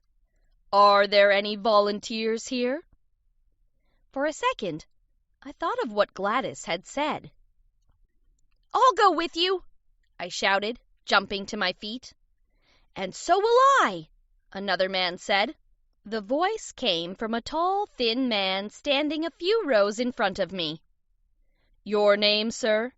Professor Challenger asked him. "I am Lord John Roxton," the man replied. "I have already traveled to the Amazon." And so our fate was decided. My newspaper agreed to let me go to South America on condition that I sent regular reports back to the Daily Gazette. Our ship left England on a foggy morning in late spring. After many weeks at sea, we went by steamship to the river Amazon. On the 2nd of August, we started our journey up the Amazon by canoe. There were thick woods on either side of the river, and the professors told me all the names of the trees. Bright flowers peeped out everywhere from climbing creepers. At the river level, there was no animal life anywhere, but high above our heads in the bright sunshine, we heard the chatter of monkeys and the call of birds. As we traveled deeper into the Amazonian jungle, we heard the beating of Indian drums. The time came when we had to leave this fairyland. We hid our canoes under some bushes, put our belongings in our rucksacks, and started to climb away from the river. The plateau we are going to was pushed high into the air during a volcanic eruption, Professor Challenger told us, at a time when dinosaurs still lived. The cliffs around it are made of granite, so hard that they have not crumbled. The plateau and all its wildlife has been cut off from the rest of the continent ever since. We climbed for 9 days through trees and tall bamboo, which cut out all the sunlight from above. At last, we came out into the open again, near the foot of a row of hills. As we came closer to the hills, Professor Challenger suddenly pointed upward. "Did you see it?" he shouted. "Summerlee, did you see it?" "No," Summerlee replied. "What do you claim it was?" "A pterodactyl," Professor Challenger said firmly. Professor Summerlee started to laugh. "A ptero fiddlesticks," he said. Professor Challenger was too angry to speak. He simply picked up his rucksack and walked on. Lord John caught up with me. "I saw the creature through my binoculars," he whispered. "I can honestly say that I've never seen a creature like it, not in my whole life." We carried on walking. Then suddenly, in the distance, I saw a line of tall red cliffs, like the ones in Maple White's painting. "The plateau!" I gasped. "Look, we're there at last!"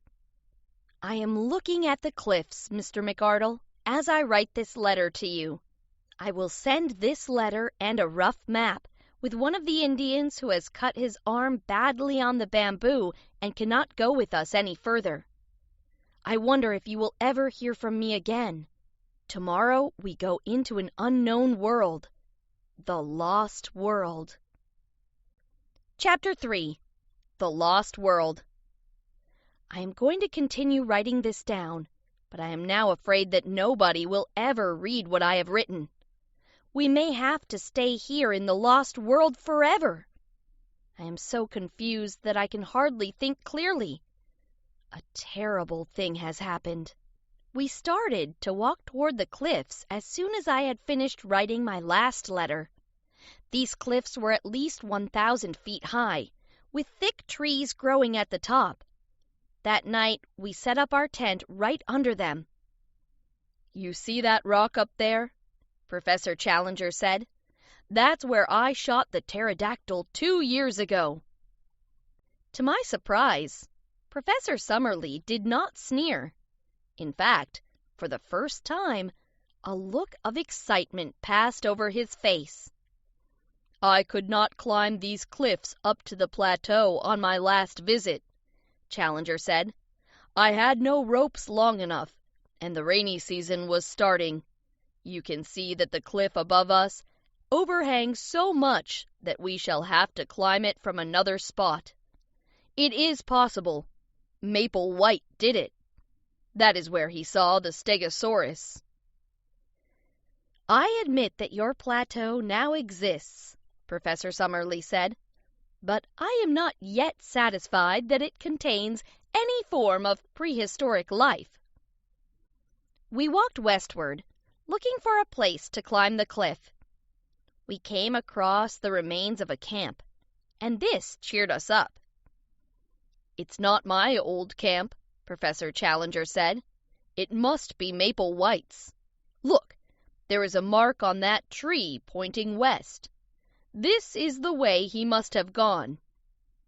We walked on until we reached a clump of bamboo 20 feet high, with tips as sharp as spears. Suddenly I caught sight of something white inside the clump.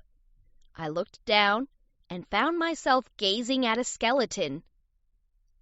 "Every bone in his body is broken," Lord John said sadly. "I wonder who he is." Maple White was traveling with a friend, Professor Challenger said. The Indians told me. This might be him. He must have fallen from the top of the cliff, Lord John said, or been pushed. We moved on in silence, following Maple White's arrows. At last, hungry and tired, we came to a narrow cave in the cliff, about 40 feet across, with more white arrows on its walls. We crawled one by one to the back of the cave. Suddenly, Lord John stopped. "It's blocked!" he shouted. "The roof has fallen in!" We stumbled back through the narrow tunnel, too tired and too disappointed to talk. Then we made our way back to the camp and lit a fire to cook a meal. As we sat eating, we heard a loud swish in the darkness. We looked up and saw huge, leathery wings hovering above our heads. I glimpsed a long, snake-like neck, a great snapping beak filled with gleaming teeth. The next moment, it was gone, and so was our dinner. A huge black shadow about 20 feet across rose into the air. For a moment, the monster's wings blotted out the stars, then vanished over the edge of the cliff above us. "Professor Challenger," Professor Summerlee said in a trembling voice, "I owe you an apology, and I beg you to forgive me." For the first time, the two men shook hands. We spent 6 more days walking around the whole edge of the plateau looking for a way up, with no success. But one morning, Professor Challenger greeted us at breakfast with a wide smile. He pointed to the peak of a rock above our tents. "I think I have solved the problem," he said. "I want you all to climb to the top of that rock with me." When we had climbed the rock, we saw that we were level with the plateau. It looked so close that I almost put out my hand to touch it. But there was a deep gorge between us. "It's only 40 feet across, but it may as well be 40 miles, I said, clinging on to a large tree as I looked. Professor Challenger stared at the tree and smiled. "A bridge!" Lord John exclaimed. "So that's what you had in mind." It was easy. Our Indian guides cut down the tree and it fell across the gorge. Then we walked over on it, one by one. Soon, all 4 of us were in that dreamland, in that lost world. But as we gazed around at the plateau, a loud crash came from behind us and made us jump. We turned round. The tree had disappeared. Chapter 4. The Iguanodon Glade. We rushed to the edge of the gorge and stared down in horror. Right at the bottom of the cliff, I saw a tangled mass of branches and a splintered tree trunk. "At least our guides are still on the other side," Professor Challenger said. "They can help us. That will give us time to think about our situation." "It's hopeless," I thought. "Hopeless!" The Indian guides threw a rope to us, and all day long we pulled crates of food and guns across the gorge. "This will keep us going for a week," Professor Challenger muttered, "until we find a way back." The next morning, we began our new life on the plateau. We moved our food and our rifles to a small clearing surrounded by trees on all sides and placed thorny bushes around them. We called it Fort Challenger. "For the minute, we are safe," Lord John said cheerfully. "There is no evidence that man or beast has spotted us. We must spy out the land before we decide on a course of action. We must always be able to get back to Fort Challenger and never fire our guns unless it is a matter of life or death." He turned to me. "You will draw a map as we go, Malone," Lord John said. "What shall we call this land?" Maple White Land, Professor Challenger boomed, after the man who discovered it. I wrote down the name on my map. Then we set off into the unknown. We had hardly gone more than a few yards when we came to a large marsh. Lord John, who was leading us, put out a hand to stop us. "Look at this!" he called. In the soft mud was an enormous three-toed footprint. "It's fresh," Lord John said. "There's another print," Professor Summerlee called. "It looks like a huge human hand." "I've seen it before," Professor Challenger said, excited. "It's a dinosaur. Nothing else leaves such a track. It walks on three-toed feet and puts down its five-fingered paw from time to time." We walked on through a small wood and came out into a clearing beyond it. Here were 5 of the most extraordinary creatures I had ever seen. Their skin slate-colored and scaly like a lizard's. They looked like monstrous kangaroos, 20 feet in length. They had made the footprints. I do not know how long we stood looking at those amazing creatures. I glanced at my friends. Lord John stared, his finger on the trigger of his gun. The 2 professors were so excited by what they saw that they had grabbed hold of each other's arms as they watched, smiling like 2 little children. "Put this in your diary, Malone," Lord John whispered. "What are they?" I asked. "Iguanodons," Professor Summerlee said. "You'll find their fossil footprints all over the south of England." I was excited too, but at the same time, I felt a strange feeling of mystery and danger all around us. The gloom of the trees looked threatening. What horrors might the thick foliage hold? What fierce creatures might pounce on us? The dangers I feared were not long in coming. Chapter 5. 1,000 Pterodactyls. We passed very slowly through the woods again, moving only when Lord John waved us on. After about 2 or 3 miles, we came to another opening in the trees and clumps of waist-high bushes leading up to some large boulders. A strange sound filled the air like a soft whistling, which seemed to come from in front of us. We crept up to the rocks and peered over them. We were staring down into a large pit filled with stagnant water and about 1,000 pterodactyls. The males perched on rocks above the water, tall, gray, and withered-looking. They sat absolutely still, except for the rolling of their red eyes, or the snap of their beaks as a dragonfly flew past. Their wings were folded around their shoulders like gray shawls. The professors became so excited that Professor Challenger thrust his head above the rock. The nearest male gave a shrill, whistling cry and flapped its 20-foot-long wing. Then it soared into the air, followed by all the males. It was a wonderful and terrifying sight. The creatures swooped like swallows, flying lower and lower, filling the air with a deafening sound. "Make for the woods and keep together!" Lord John cried. "These brutes mean trouble!" As we ran, a beak stabbed at us, then another and another.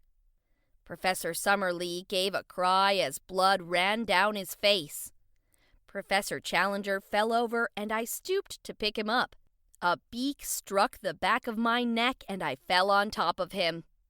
Lord John fired his gun and broke one of the creature's wings. It struggled along the ground, spitting and gurgling, its beak wide open. "Run!" Lord John cried. "Run!" We were safe in the woods because there was no space for the creature's huge wings. As we limped back to camp, we saw them for a long time, flying high in the sky, their eyes following us all the time. But as we reached the thicker woods, they gave up and flew away. "A most interesting experience," Professor Challenger said, as he bathed his swollen knee. "Now we know all there is to know about an angry pterodactyl." There was an even greater surprise for us back at Fort Challenger. Tins of meat had been crushed, and gun cartridges had been smashed to pieces. We gazed around with frightened eyes, wondering who might be lurking in the trees. Professor Summerlee and I slept most of the day, feverish from the pterodactyl's bites. From time to time, I was sure that somebody was watching me. And that night, all of us were woken up by terrible screams close to the camp. I had never heard a sound like it, full of agony and horror. A cold sweat broke out over my body, and I felt sick as I listened to it. These sounds continued for 3 or 4 minutes, then stopped suddenly. For a long time we sat in horrified silence. Then Professor Summerlee raised his hand. "Shh," he said. "I can hear something."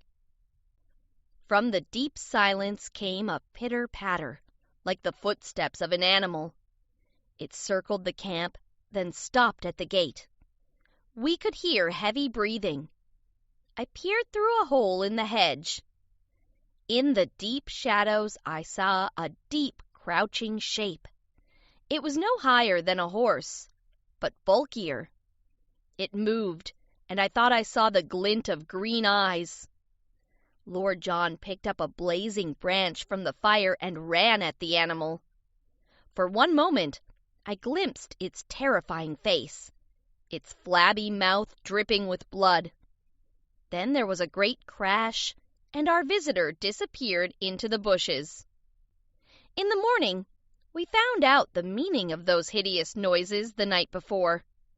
The Iguanodon glade was a scene of horrible butchery. Pools of blood and enormous lumps of flesh were scattered in every direction, but all from one body.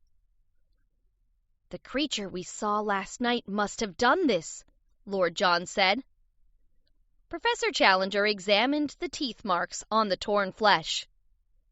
"A flesh-eating dinosaur, I think," he said, laughing with excitement. "Perhaps an Allosaurus." "Or a Megalosaurus," Professor Summerlee shouted. His face suddenly became serious.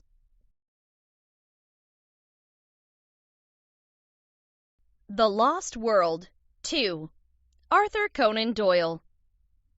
"This plateau is dangerous," he said. "We should be thinking of finding a way back.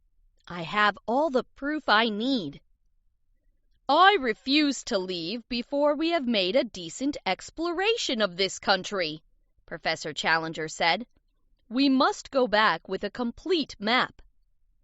"That will take months," Professor Summerlee protested. I suddenly had an idea. "Look," I said, "we're sitting right under the tallest tree I've ever seen. I'm a skilled tree climber. Let me go to the top. I'll be able to see the whole plateau from there." "Well done, young fellow," Lord John said, slapping me on the back. "Why didn't we think of it before? Come on, there's about 1 hour of daylight left." I stood under the tree, ready. Professor Challenger pushed me so hard with his huge hands that I shot right up into its branches. I climbed quickly, and soon even Challenger's booming voice became faint. I came to a thick clump of leaves tied to a branch. I stopped for a moment to look at it before I climbed on, but I nearly fell from the branch with shock. A face was gazing back at me. Chapter 6. The Ape Men. The face in front of me was long and pale with wild eyes. Whiskers grew on its pointed jaw. The creature looked more like a human than a monkey. As I tried to move, it opened its mouth and snarled at me. Then it disappeared into the foliage. "Did you see it?" I shouted down to the others. "Did you see it? An ape?" I decided to go on climbing, although I was nervous at the thought. The sun was low in the west when I reached the top of the tree. I held my breath in excitement as I gazed at the view. I could see the whole plateau in front of me. At its center was a huge lake, sparkling green and beautiful in the evening light. At its edges lay long, dark objects, too large for alligators and too long for canoes. I took out my spyglass to look at them more closely. They were animals I did not recognize. I could see the iguanodon glade, the pterodactyl swamp, and in the distant red cliffs, a number of dark holes, the mouths of caves. I sat sketching my map until the sun had set. Then I climbed down again, and for once, I was the hero of the day. He shook my hand. "The ape man has been there all the time," I told them. "I knew that somebody was watching us." "There is no such thing as an ape man," Professor Challenger said. "Isn't there?" I thought, smiling to myself. "He looked very much like you, sir." "Of course, the creature could be what some of us scientists call the missing link between man and monkey," Challenger said. "Nonsense," Professor Summerlee said. "There's no such thing. And now that we have our map of the plateau, let us look for a way out of this awful place." I worked on the map until late into the night. "Why not give the lake your name?" Professor Challenger said. "You saw it first." "I should like to call it Lake Gladys," I replied, blushing. Professor Challenger looked at me with some sympathy. "Boys will be boys," he smiled. "Let it be Lake Gladys, then." As you will have noticed, I was the youngest and least experienced member of this expedition, and I glowed with pride after my descent from the tree. At last I felt that I was becoming a man, and I felt more confident. But I let it go to my head. That night, I had the worst experience of my life, a night that makes me feel sick every time I think about it. I was so excited by the events of the day that I could not sleep. Everybody else was asleep, although Professor Summerlee was supposed to be on guard. The moon was out and the air was crisp and cold.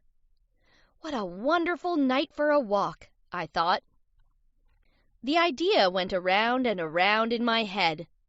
What if I went down to the lake? In the morning, I would be a hero again. Think what this would do for my career, and think how proud Gladys would be of me. I slipped quietly out of the camp. I had only gone about 100 yards when I regretted what I had done. It was dreadful in the forest. The trees were so thick that I could not see the moon. I thought all the time of the terrible cry of the iguanodon as it died, of the terrible creature that had killed it. Now I was on its hunting ground. I began to tremble with fear. That nameless and horrible monster could jump out at me at any moment. Chapter 7. Danger at Lake Gladys. I reached the open glade of the iguanodons. To my relief, it was deserted, and I slipped rapidly across it into the jungle on the other side. I came alongside a stream, leading down to Lake Gladys. I passed close to the pterodactyl swamp. One of the creatures took to the air as I passed, and the moonlight shone through its wings. It looked like a flying skeleton. I crouched in the bushes, knowing that with one cry it could bring hundreds of its horrible friends to fight me. When it had landed again, I went on my way. It was a terrifying walk. I kept stopping to hide whenever wild animals went by. Enormous, silent shadows seemed to be prowling all around me, and I did not know if they were real or not. At about 1 o'clock in the morning, I reached the lake. I climbed up onto a rock and looked across at the red cliffs. I could see the caves clearly now, and lights shining from them. "Fires!" I gasped. "So there are human beings here! How right I was to come down to the lake!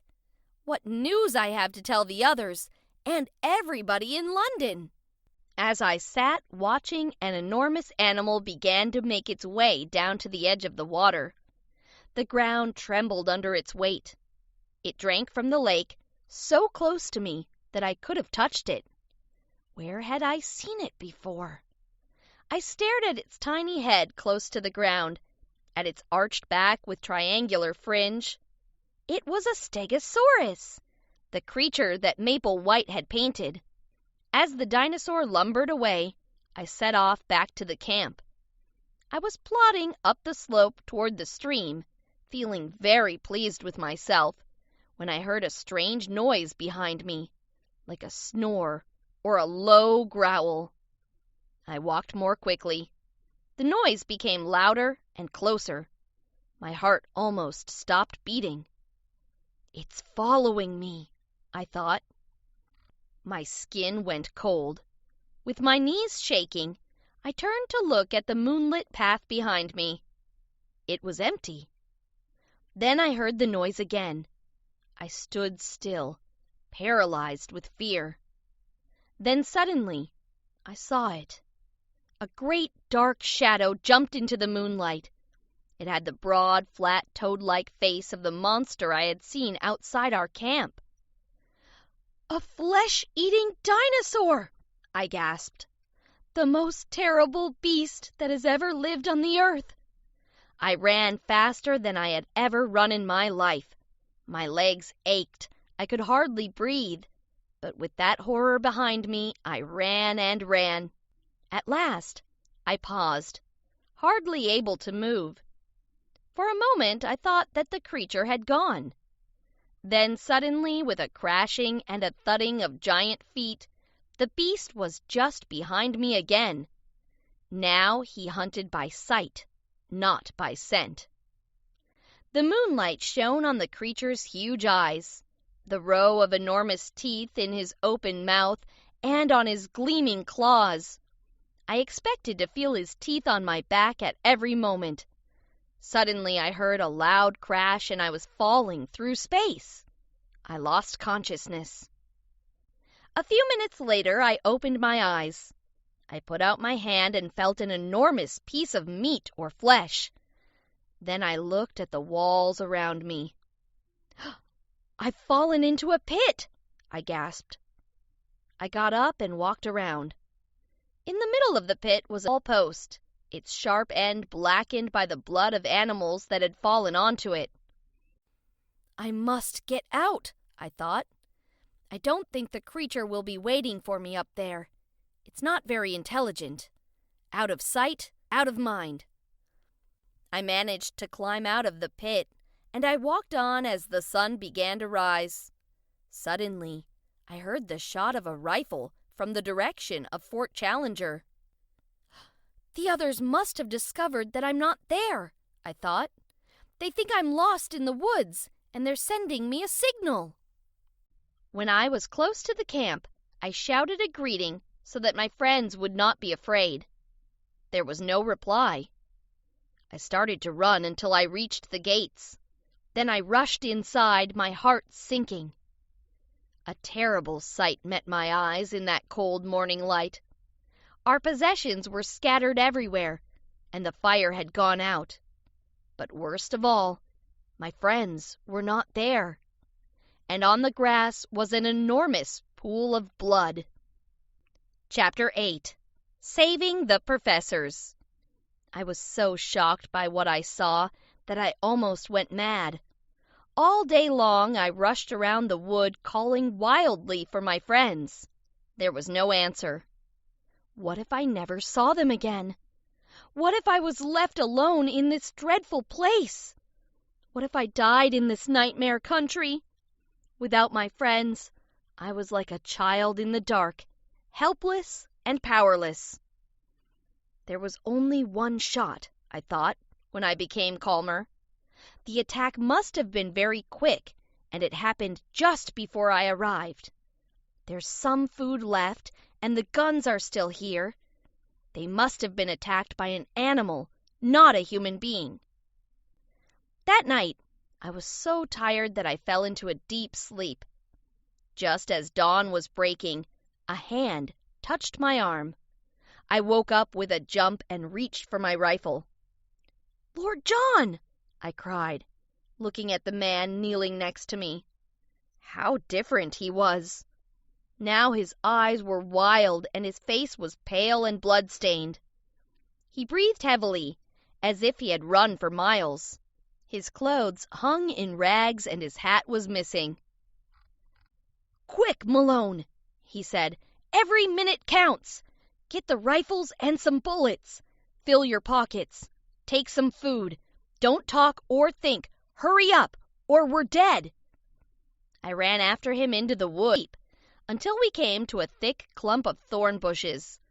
Lord John hid behind them, pulling me in after him. "Who's after us?" I asked. "The ape men," he whispered.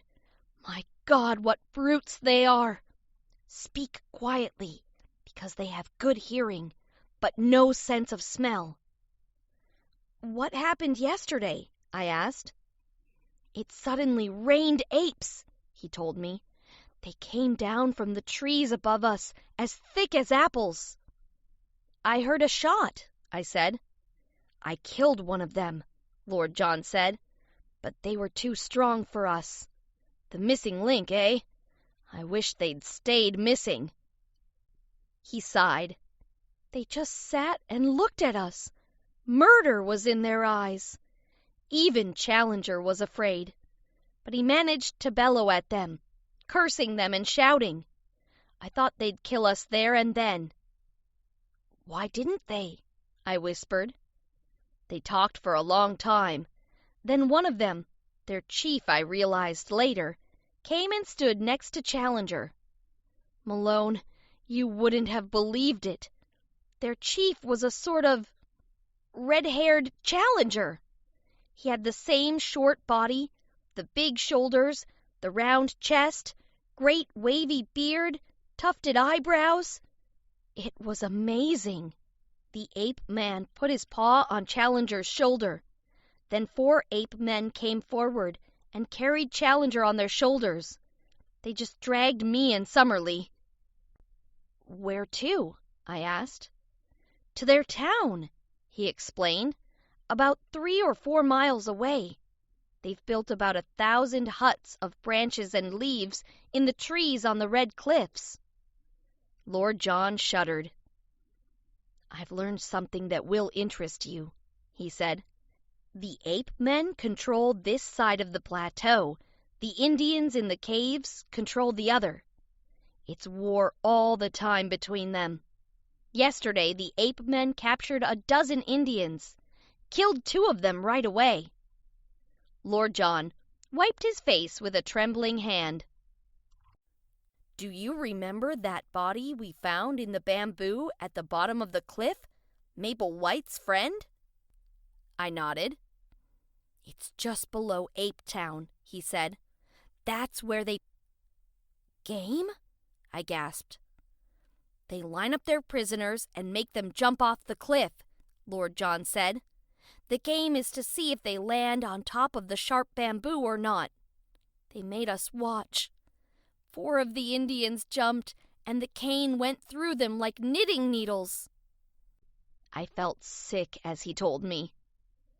"They're saving 6 of the Indians for today, and then, who knows? They'll probably kill Summerlee. They might let Challenger live." I had almost forgotten about the professors. "Why aren't they with you?" I asked. "Challenger was still up in the tree with the ape men when I ran away," Lord John said, "and Summerlee was too frightened to follow me. I thought our best chance was to find you and get the guns.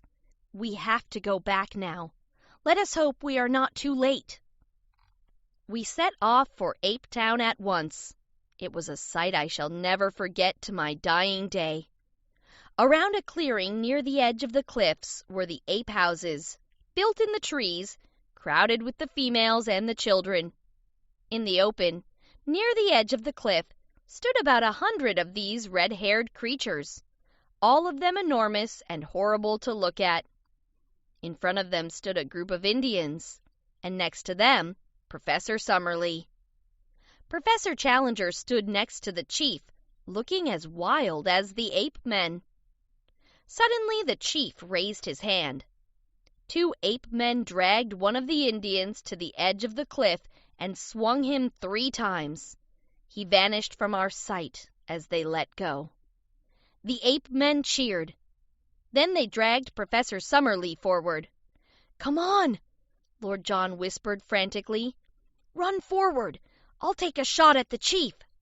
As the chief fell to the ground, Professor Challenger realized what was happening. He ran and caught hold of Professor Summerlee, dragging him toward us. We gave them a rifle each. Then we ran for our lives, followed by the Indian prisoners. And with a tremendous roar of anger, the ape men ran after us. Chapter 9. The Battle of the Ape Men. The ape men gave up the chase as soon as they found out that our guns would kill them. We managed to reach the camp without one of them in sight. "You've pulled us from the jaws of death," Professor Summerlee laughed. "A good bit of work." "Yes," Professor Challenger boomed. "Not only the 2 of us, but the whole world of science is in your debt for what you have done. The disappearance of myself and Professor Summerlee would have left a huge in zoological history."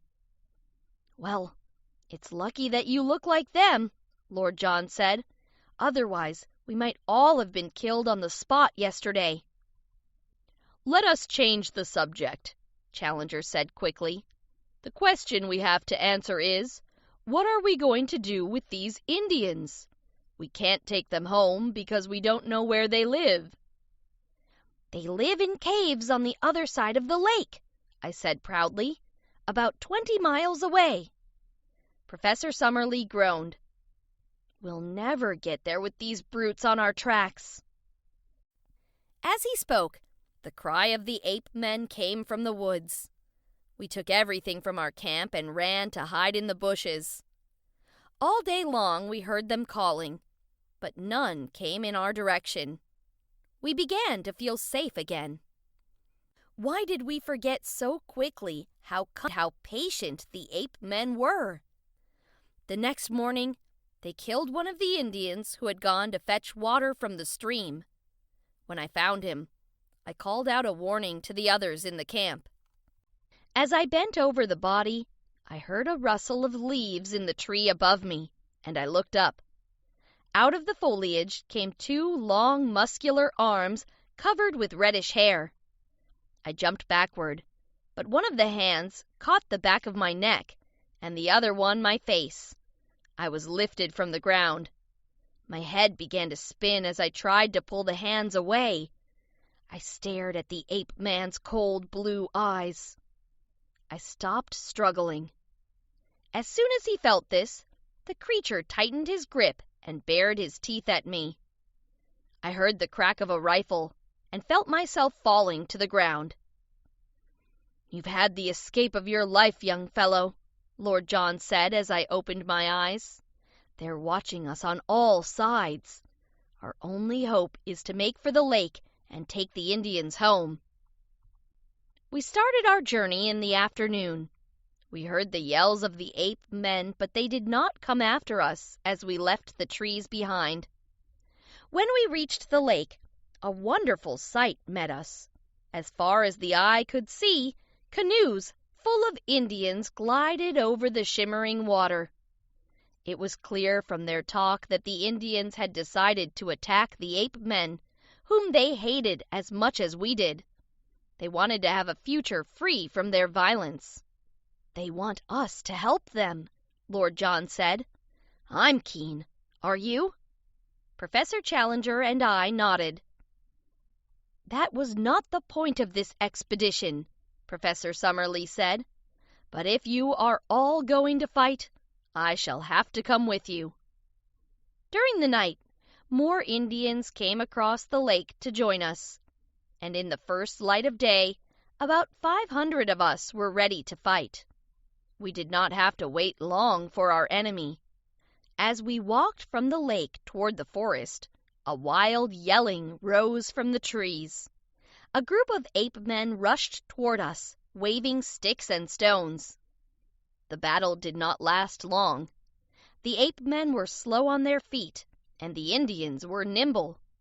Arrow after arrow hit the ape-men, and we only had to use our guns once. It was more dangerous when we entered the trees. We fought here for more than an hour, until the creatures suddenly panicked and ran back to Ape Town. We ran after them, firing bullets and arrows, until the last ape-men, about 40 of them, stood at the edge of the cliff. Some died where they stood. Others threw themselves over onto the sharp bamboo hundreds of feet below. "It's over," Lord John said at last.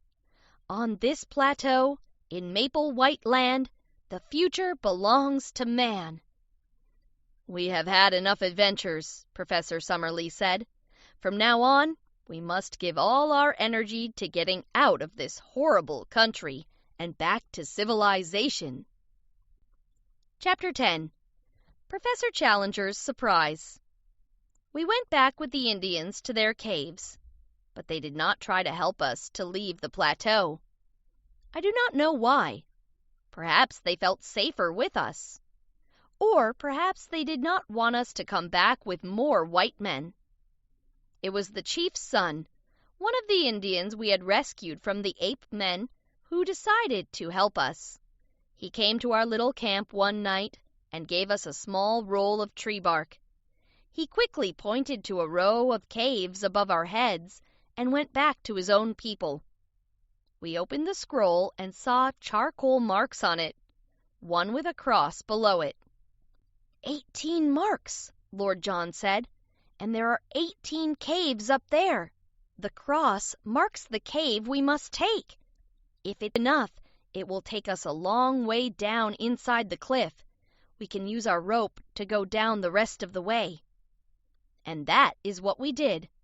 We left everything behind so that the Indians would not notice that we had gone. Everything except an enormous package that Professor Challenger kept with him all the time. And so I finished this humble account of our adventures in the lost world. Tomorrow we begin our journey back to England. Daily Gazette, 8 November. Amazing scenes at meeting of the Zoological Institute. Nobody is ever likely to forget the sensation caused by Professor Challenger at last night's meeting, which was attended by 5,000 people. You will remember that Professor Challenger returned to the Amazon earlier this year to bring back proof that dinosaurs were still alive there. At the end of the talk, a Dr. Illingworth from Edinburgh University stood up to ask a question. "May I ask what proof there is?" he demanded. "A few photographs and sketches, which may be all fakes." Professor Challenger got to his feet.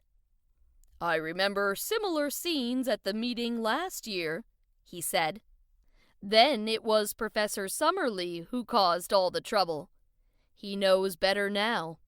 Many of our photographs were destroyed when the ape-men attacked our camp, and we had to leave most of our things behind when we escaped."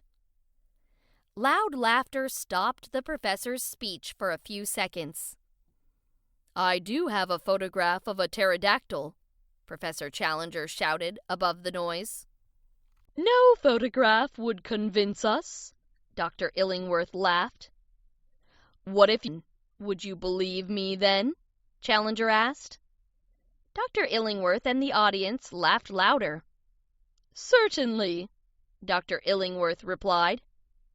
It was at this point that the sensation of the evening took place, a sensation so dramatic that nothing like it has ever happened in the history of scientific meetings. Professor Challenger raised his hand as a signal, and a journalist on this newspaper, Mr. Malone, made his way to the back of the platform. Then he dragged a large packing case over to Professor Challenger's chair. The audience fell silent as the professor opened the lid of the box. He peered into it, snapping his fingers several times. A moment later, with a scratching and a rattling, the most horrible creature I have ever seen emerged. The face of the creature was evil and horrible, with red eyes as bright as fire. Its long mouth was half open, showing 2 rows of sharp teeth. Its shoulders were hunched and draped with gray, like an old shawl. It was the devil of our childhood sitting in front of us. People began to scream. 2 ladies in the front row fainted. Professor Challenger put up his hands to try to quiet his audience, but this movement alarmed the creature next to him. Its strange shawl slowly unfurled, spreading out long, leathery wings. It sprang from its perch and circled around the hall, sending a terrible smell everywhere. Those glowing eyes and murderous beak sent everyone into a panic. Faster and faster it flew, beating its wings against the walls and the chandeliers. "Shut the window!" Professor Challenger bellowed. But his warning came too late. In a second, the hideous creature squeezed through it and was gone. Professor Challenger fell back in his chair and buried his face in his hands. But the audience started to clap and cheer. Then they carried the 4 heroes out into the street, singing and shouting. And so ended one of the most remarkable evenings that London has ever seen. And the pterodactyl? It was last seen flying over the Atlantic Ocean. I want to add a few last words to my story. Gladys married somebody else while I was away in South America. But soon, Lord John Roxford and I set sail again for Maple White Land.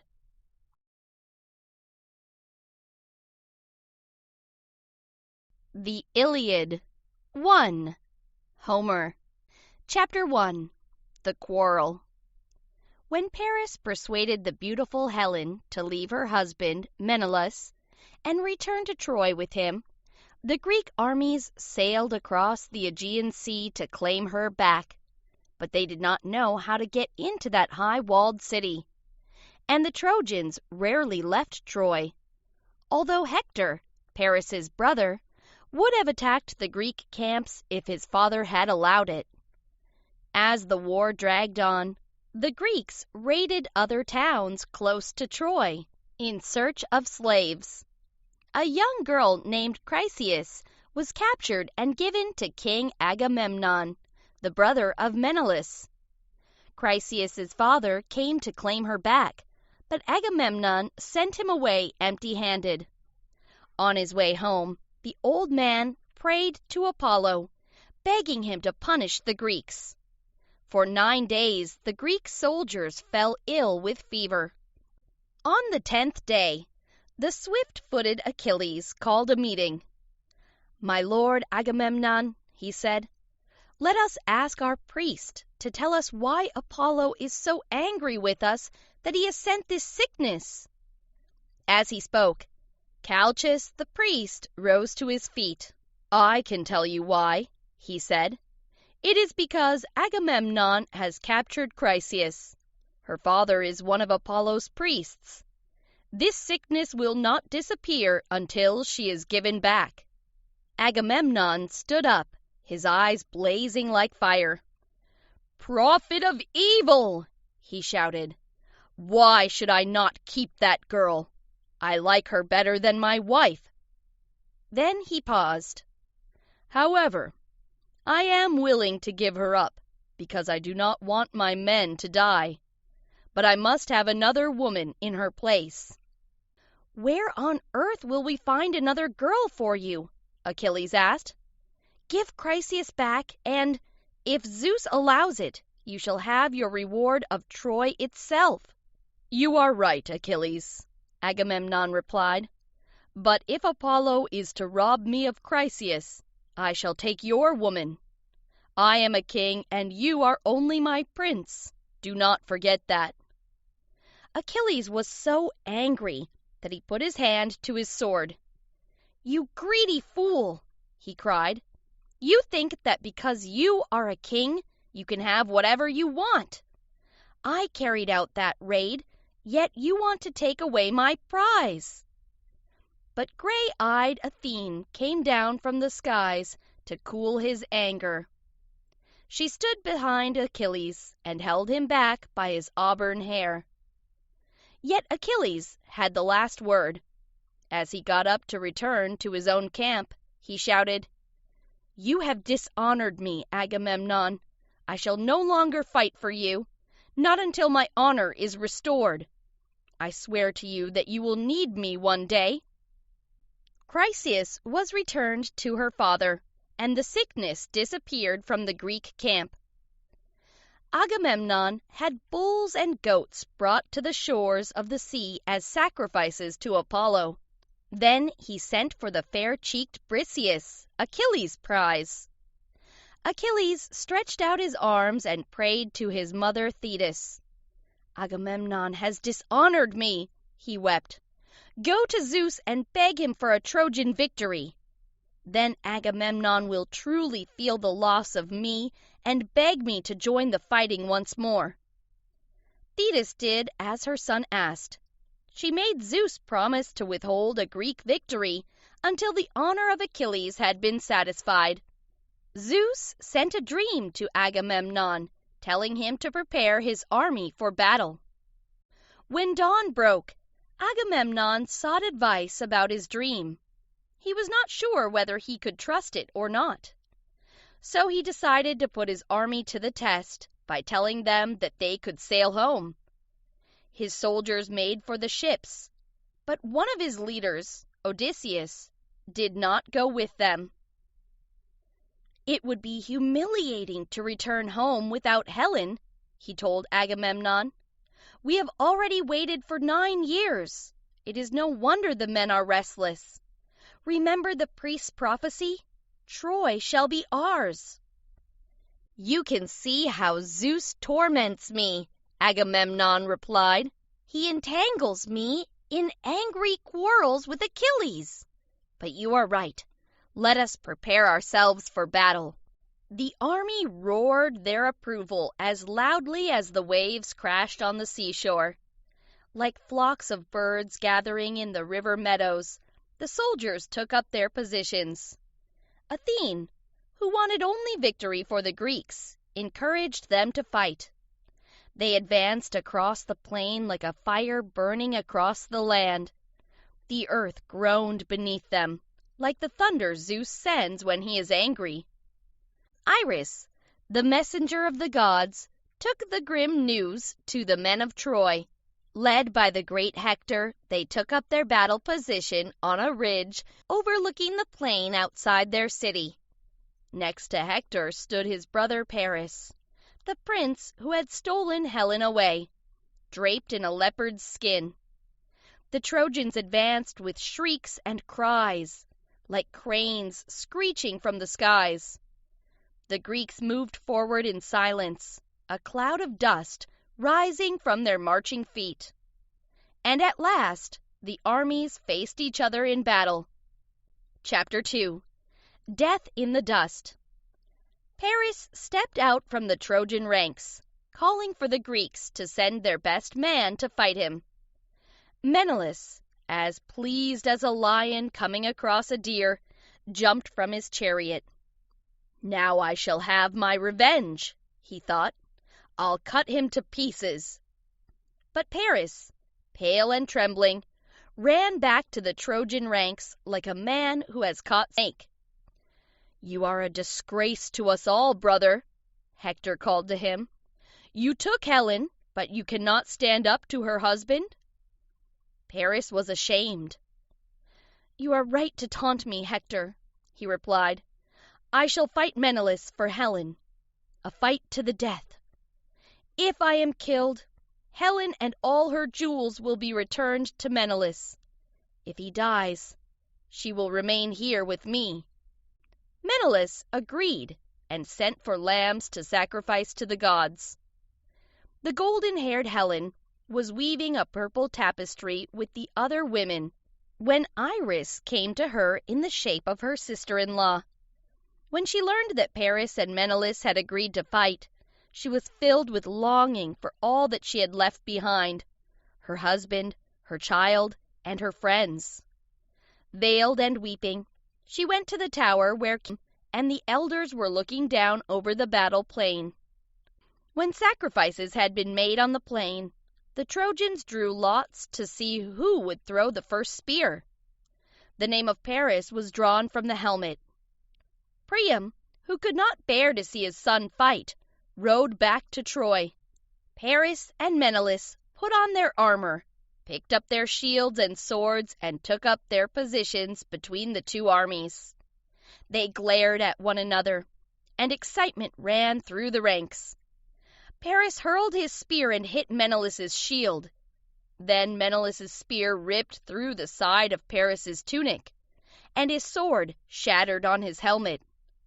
Menelaus hurled himself upon Paris like a panther, and dragged him by the helmet strap toward the Greek lines.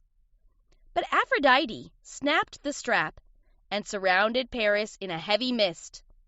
Menelaus, furious, threw the empty helmet among his men. "Trojans, listen to me!" Agamemnon shouted. "Menelaus has clearly won the fight. The victory is ours. Now give Helen back to us." But Aphrodite did not want Helen to return to Menelaus, and ordered her back to Paris. "No," Helen told her. "He is no longer my lord. Now my place is with Menelaus." "I could easily turn the Greeks and the Trojans against you," Aphrodite whispered. "Then you might meet a cruel death."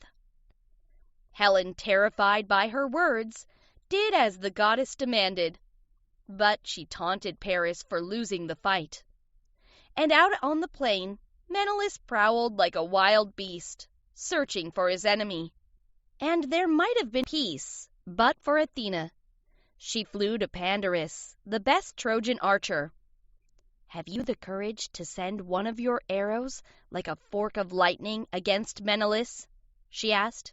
"You will cover yourself in glory if you kill such a Greek leader." In this way, the fool was persuaded. His feathered arrow winged its way into the enemy lines. Guided by Athena, it hit the buckle of Menelaus's belt, grazing his flesh. The wounding of Menelaus roused the Greeks to fight again. They put on their armor for the greatest battle in all the years they had faced one another across the plain. The armies advanced and met with a clash of shields and spears. A great din rose from the plain, and the earth soon ran with blood. As the day wore on, the Trojans fell back, while the Greeks pushed forward. Soon, dead Trojans and Greeks stretched out beside each other, faces down in the dust. Chapter 3. A Greek Hero. As the battle raged, Diomedes fought more bravely than all the other Greeks. It was Athena who made him bold. She thrust him on foot into the very heart of the battle. "Diomedes," she said, "you can go and fight. I have filled your heart with confidence, and I have given you the power to distinguish men from gods. Do not fight any god except Aphrodite. I do not like her. If you see her, stab her with your spear." The Greeks pushed back the Trojans, killing 6 of their leaders. Diomedes stormed across the plain like a winter river in full flood. But when Pandarus saw Diomedes charging toward him, he bent his curved bow. An arrow hit Diomedes in his right shoulder, piercing his armor and splattering the bronze with blood. But it did not kill him. Diomedes fell back by his chariot and begged his friend to pull the arrow from his shoulder. Then, like a lion, he leaped into battle again and killed 8 Trojans in his fury. Aeneas, the second in command to Hector, went in search of Pandarus. "Pandarus," he said, "where is your bow? Where are your arrows? Let them fly at Diomedes once more. He has already killed some of our best men." "I can see the hand of a god in this furious attack," Pandarus replied. "A god, wrapped in mist, must be standing by Diomedes. I drew blood from him and Menelaus, but still they are not dead." "This is no time to talk," Aeneas said. "They win as long as we do not fight. Come, get into my chariot. We shall soon reach Diomedes." As Diomedes saw the horses speeding toward him, he thought, "I shall go and meet them on foot, and I shall not run away in terror." Pandarus, close to his enemy now, hurled his long spear, piercing Diomedes' shield and reaching his body armor. "This time, the glory belongs to me," he boasted. "You did not hurt me," Diomedes shouted, hurling his own spear at Pandarus. The spear came down on Pandarus's nose, shattered his teeth, and cut off his tongue. He toppled from the chariot, dead. Aeneas, fearing the Greeks would take the body, guarded it well. Diomedes threw a large rock at Aeneas, and Aeneas would have died if Aphrodite, his mother, had not wrapped him in her shimmering robes, and if Apollo had not lifted him from the battle. Then Diomedes remembered Athena's words. "Aphrodite is a timid goddess," he said to himself. "I shall soon catch her." After a long chase, he lunged at her with his spear and pierced her flesh where the palm joins the wrist. "Be off with you," he cried. "Stop interfering in our battles." The battle went on, swaying this way and that across the plain. Hector almost forced the Greek armies back to their ships.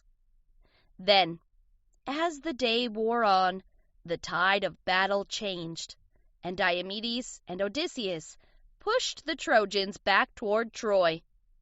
Hector, exhausted, left his command to Aeneas and returned to Troy. He commanded his mother to offer sacrifices to Athena. Then he went to find Paris. Paris was in his bedroom, Helen by his side. "What do you think you are doing, brother?" Hector bellowed. "Men are fighting all around you because of what you did 9 years ago. Get back into action before Troy goes up in flames. My heart aches when I hear the shameful names your fellow Trojans call you." As Paris went to arm himself once more, Hector said farewell to his wife and baby son. Then side by side the brothers rushed through the gates of Troy, anxious to do battle, and the Trojan army greeted them like a sailing boat that has waited a long time for a favorable wind. When the Trojans saw Hector and Paris, they rallied. Many Greeks died in the fighting, and many were driven back to their ships. When Athena saw the slaughter, she decided to stop the fighting that day. As she swooped down from Olympus to Troy, Apollo, who wanted a Trojan victory, stopped her in mid-flight. "I have a plan that will end this bloodshed for a time," he told her. Chapter 4. Return to Battle. Apollo went to Hector in the shape of his brother Helenus. "Your time to die has not yet come," he told Hector. "The gods have told me so. Challenge the Greeks to a hand-to-hand fight." Hector's heart beat faster when he heard these words, and he rushed out onto the plain to speak to Agamemnon. "Let the man who is willing to take me on step forward," he shouted. "If your man kills me, he must let the Trojans take my body home for burial. If I kill your man, as Zeus is my witness, I shall send his body back to you." The Greeks listened to him in silence. Nobody came forward. At last, Menelaus sprang to his feet, groaning in disgust. "What does this mean?" he demanded. "Is there not one Greek warrior willing to fight Hector? Well, may you all rot, you gutless cowards! I shall fight him myself. The gods above will decide who wins." With these words, he put on his armor. But Agamemnon seized him by the hand.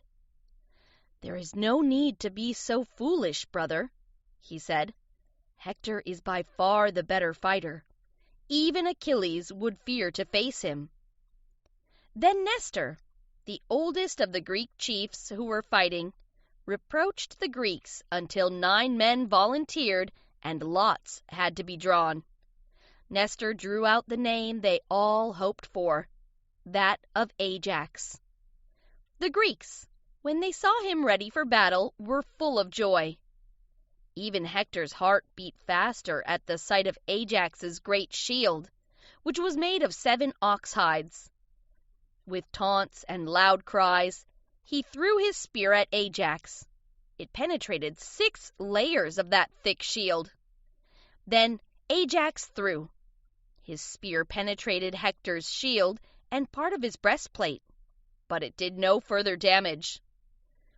When they had each pulled out their spears, they fell upon each other like lions. Ajax's spear grazed Hector's neck. Then he hurled a huge rock at Hector, who fell, but jumped to his feet again. As night fell, the fight had to end. Ajax and Hector exchanged gifts and parted, agreeing to fight for victory some other time. And sacrifices were made that evening to the gods in Olympus. The next day, it was agreed that there would be no fighting that day, and that each army should use the time to burn its dead. Inside Troy, within Priam's palace, peace talks were taking place. Priam suggested that Helen should be given back to Menelaus, along with all the jewels that came with her. But Paris refused to give up Helen, although he agreed to hand back her jewels. As they talked, the Greeks built a deep ditch around their camp, which no chariot could cross, and on the land side they built a wall with gates and towers. Now the armies prepared for their second day of battle. The gates of Troy were thrown open, and Hector led out foot soldiers and charioteers. They met the Greeks with a great clash of shields and spears. All through the morning they fought. The air was filled with the screams of the dying, and the earth ran with blood. When the sun was high, Zeus flashed a streak of lightning at the feet of the Greek army. Terror filled them, and the blood drained from their faces. The Trojans were able to put the Greeks to flight. "Trojans!" Hector shouted. "Zeus wants to grant us the victory! The Greeks are fools if they think their flimsy wall can stop us. And once we get to their ships, we shall set fire to them." The Trojans surged toward the ships, and they would have reached them if Agamemnon had not rallied his army. Now the Greeks fought hard again. But still the Trojans, led by Hector, drove the Greeks back to their ditch. Hera felt such pity for them that she and Athena spoke to Zeus. He had already foreseen what would happen. "At dawn tomorrow," Zeus told them, "much of the Greek army, including Patroclus, friend of Achilles, will be destroyed. For Hector will give the Greeks no rest until Achilles comes back into battle." Night was falling on the plains of Troy. "Only darkness has prevented me from destroying all their ships," Hector cried. "Now go and gather firewood to light the fires. We shall spend the night out on the plain. We do not want the Greek ships trying to sail home under cover of darkness." His men cheered loudly. They lay all night on the plain while 1,000 campfires burned. Round each one sat 50 men, all waiting for dawn to shed her golden light. And so the Trojans kept their watch that night. The Greek leaders were filled with fear at the loss of so many men. "Zeus is to blame for this," Agamemnon wept. "He promised that Troy would be ours. We should sail home." "My lord, what is wrong with you?" Diomedes asked. "Do you really think we are cowards? If you want to leave, then leave, but I shall fight until I reach Troy." Nestor rose to his feet. "We must post sentries along the wall," he said. "The Trojan fires so close are not a pleasant sight. You gave way to your pride, Agamemnon. You should make an apology to Achilles." And Agamemnon agreed, offering many gifts, including the woman he had taken from him. But Achilles rejected his offer. "I no longer have any desire to fight, Hector," he said. "Tomorrow I shall make sacrifices to the gods and sail home. I hate Agamemnon's gifts as much as I hate him." The strength of his words amazed them all. Even his friend Ajax could not persuade him to change his mind. "Forget whether Achilles stays or goes," Diomedes said. "When dawn lights up the earth, we must just fight on." Chapter 5. Spies. As the Greek leaders settled down to sleep, Agamemnon watched the fires burning across the Trojan plain. He decided to speak to Nestor. Menelaus, like his brother, was also awake, and they stopped to talk. "We must have a plan of action if we are to avoid defeat," Menelaus said. "In all my years of fighting, I have never seen a man inflict so much damage in one day." Agamemnon agreed, and they went to wake Nestor, who called a council of leaders. "Is there a man brave enough to make his way secretly into the Trojan camp?" Nestor asked. Diomedes volunteered at once, asking only to take Odysseus. The two men put on their armor, and carrying two-edged swords, set out through the dark night like a pair of lions. Hector, too, asked for somebody to spy on the Greek camps. Dolon, a wealthy young Trojan, volunteered for the task, in return for the horses and chariot of Achilles. But Diomedes and Odysseus saw him coming and lay among the dead bodies until he passed by. Then they gave chase. The terrified and weeping Dolon, hoping to save his own life, told them everything they wanted to know: that King Rhesus, a new ally with the swiftest horses in the land, had just arrived and was camped to the east. Diomedes cut off Dolon's head as he was speaking and hid his body among the reeds. Odysseus and Diomedes pressed on to the Trojan camp, where the weary Rhesus and his warriors were sleeping. Athena filled Diomedes with fury. Whirling to the left and right, he slew them where they lay. Odysseus untied the horses, and they rode back to their ships. The next morning, the Greek army was filled with the new desire to fight. No longer did they want to sail home. When Agamemnon killed 6 Trojan leaders, Zeus kept Hector safe. As the Trojans retreated across the plain, Zeus sent Iris with a message for Hector. "As long as you see Agamemnon mowing down the Trojan ranks, retreat to Troy," she said. "But encourage your men to carry on fighting. If Agamemnon is hit, and takes to his chariot, Zeus will give you enough strength to force the Greeks back to their ships." Hector leaped from his chariot at once and ran among his men, a spear in each hand, rousing them to fight. So the Trojans turned and faced the Greeks. Although Agamemnon was wounded in the arm, he continued to fight until the pain drove him to retreat. "Their best man is gone!" Hector cried out. "Zeus has given me the victory.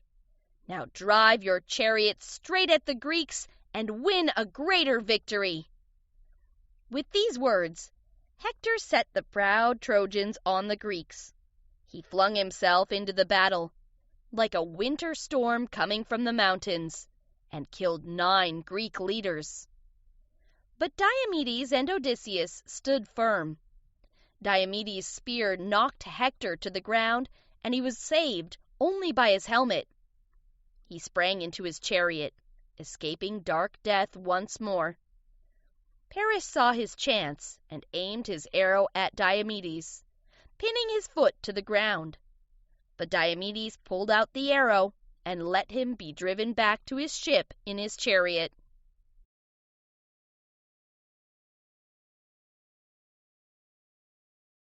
The Iliad 2. Homer. Chapter 6. The Battle for the Ships. As Patroclus went to talk to Achilles, fighting broke out once more between the two armies. Polydamas, a daring Trojan leader, called to Hector, "We cannot drive our chariots across the ditch, for there are sharp stakes all along the edge.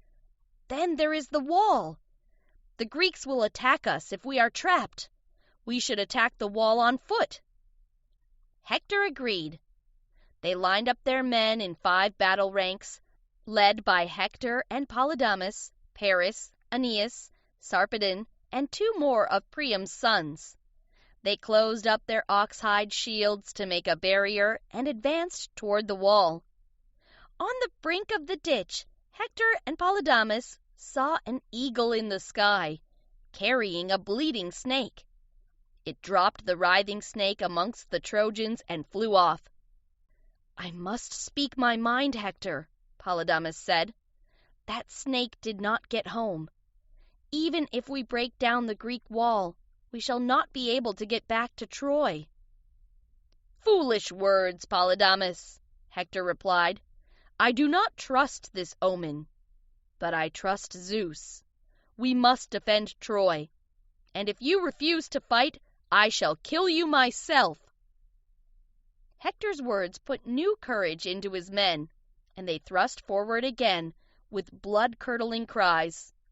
But still they failed to breach the wall. Like flakes of snow, the Greeks hurled stones down upon their enemy.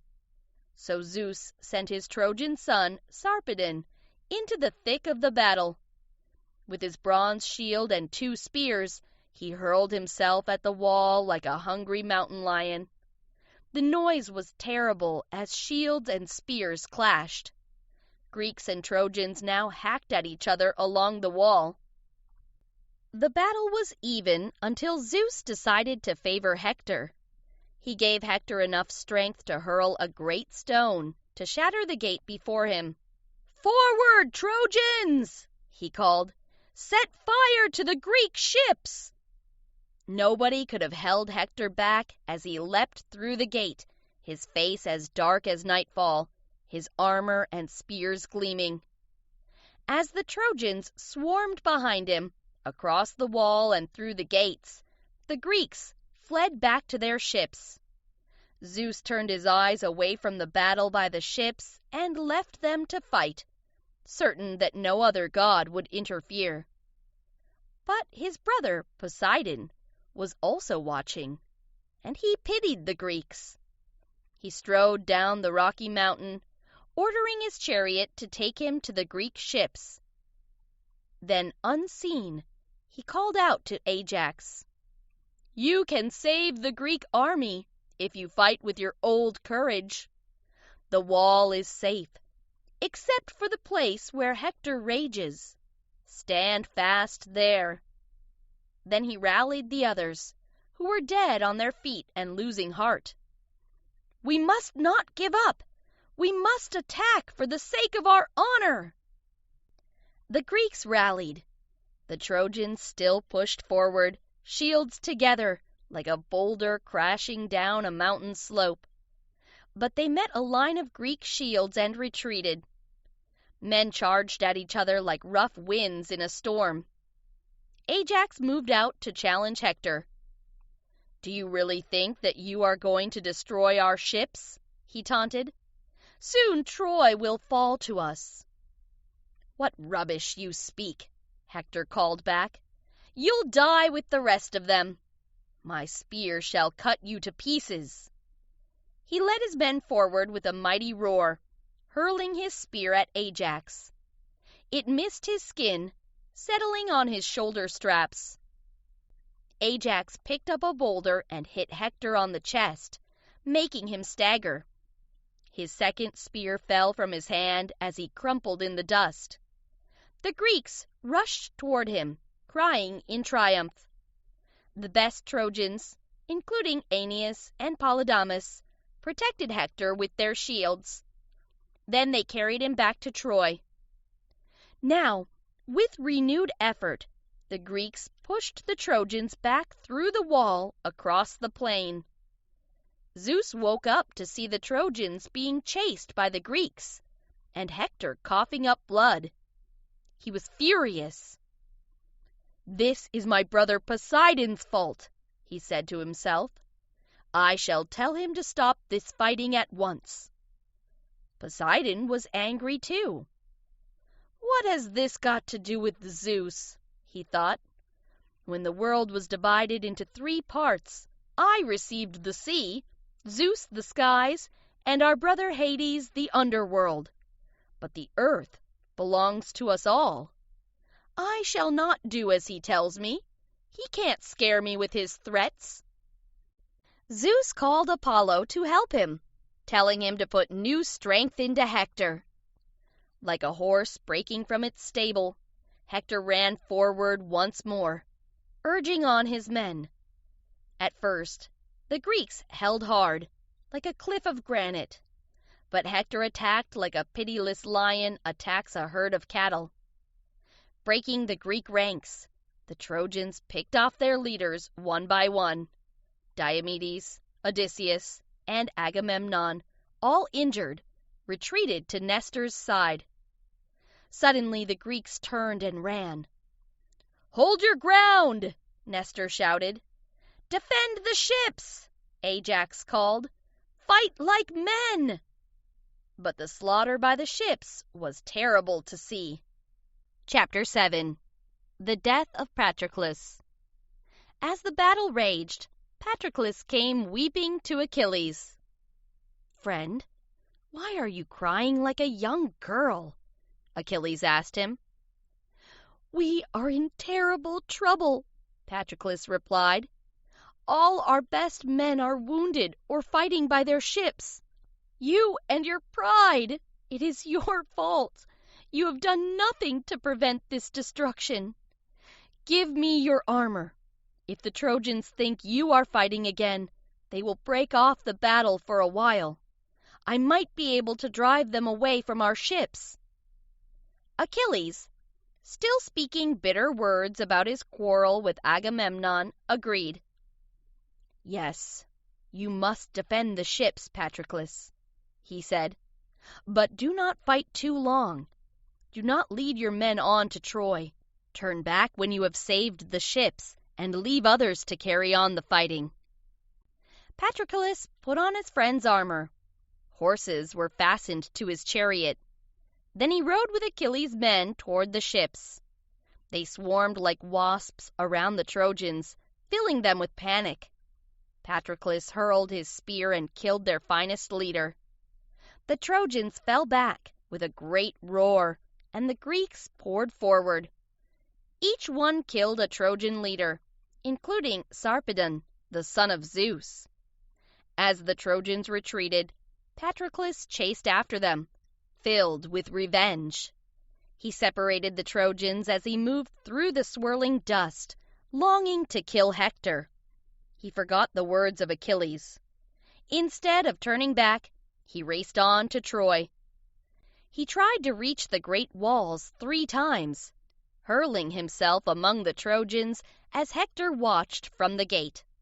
Then Patroclus charged a 4th time. He did not see Apollo behind him, wrapped in a cloak of mist.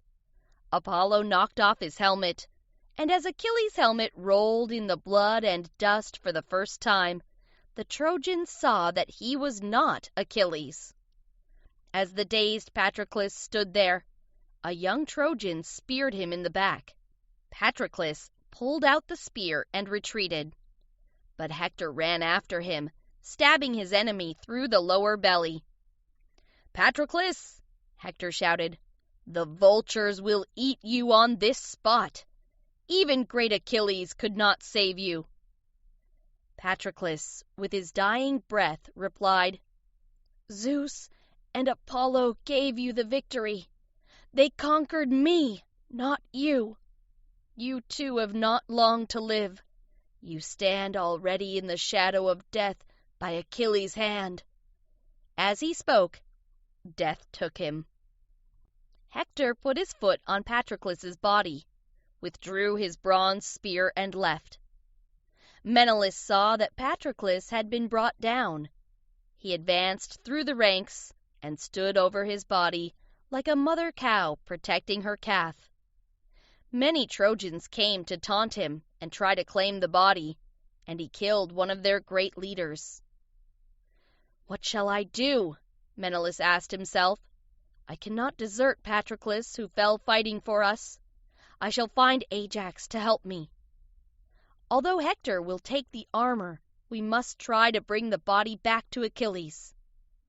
As soon as Menelaus had gone, Hector started to strip the body of its fine armor. But when he saw Ajax advancing with his great shield, he retreated to his chariot. Now Ajax guarded Patroclus's body with his shield like a lioness guarding her cubs. A fresh desire for battle filled Hector as he put on the shining armor of Achilles.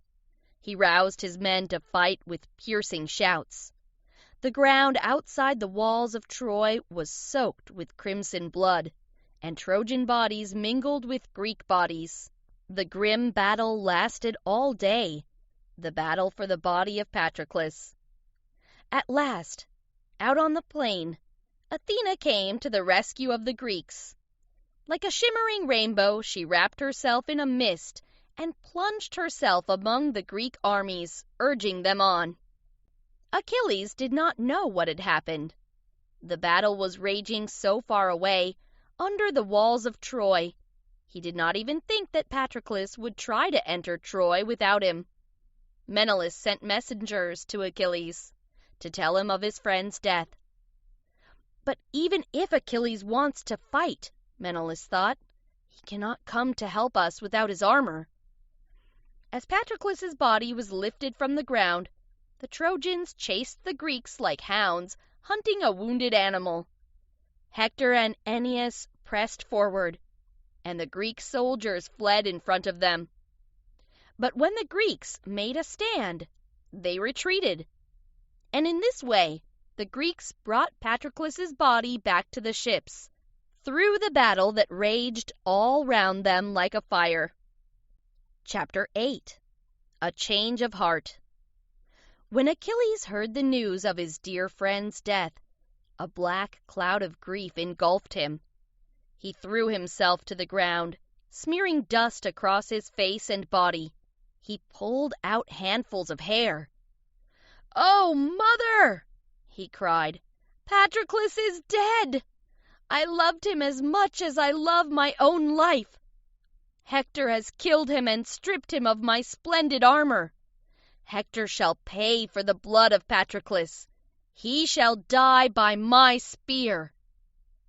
"Then you do not have long to live," his mother Thetis said. "You are doomed to die immediately after Hector." "Then let me die!" Achilles cried. "Do not forget that your armor is in Trojan hands, child," his mother reminded him. "Wait until tomorrow. I shall bring splendid new armor for you." While she made her way to Olympus, Hector caught up once more with Patroclus's body. 3 times he caught hold of it, and 3 times Ajax beat him back. He would have taken the body if Achilles had not shown himself. He stood on the highest wall, his body blazing with light against the sunset. 3 times his voice rang out. 3 times the men of Troy were filled with fear. 3 times their horses swerved away from the ditch. And as he shouted his fury, the Greeks pulled Patroclus from the Trojans. Now the sun was setting, and both sides withdrew. The Trojans, shocked by Achilles' return, could not rest. "We should retreat to Troy," Polydamas said. The Greeks were easy to deal with as long as Achilles had quarreled with Agamemnon. But now I am terrified of swift-footed Achilles. He will never stay on the plain. He will come right into the heart of Troy." Hector flashed him an angry look. "You ignorant fool," he said. "Do not put such cowardly ideas into our men. I shall not run away from Achilles. If he wants a fight, then he will have a fight. I shall meet him face to face." The Trojans shouted in agreement. All through that night they mourned for Patroclus in the Greek camps. In Olympus, the blacksmith built his great fires and forged fine armor for Achilles, a golden crested helmet, and a shield decorated with battle pictures and a lion hunt.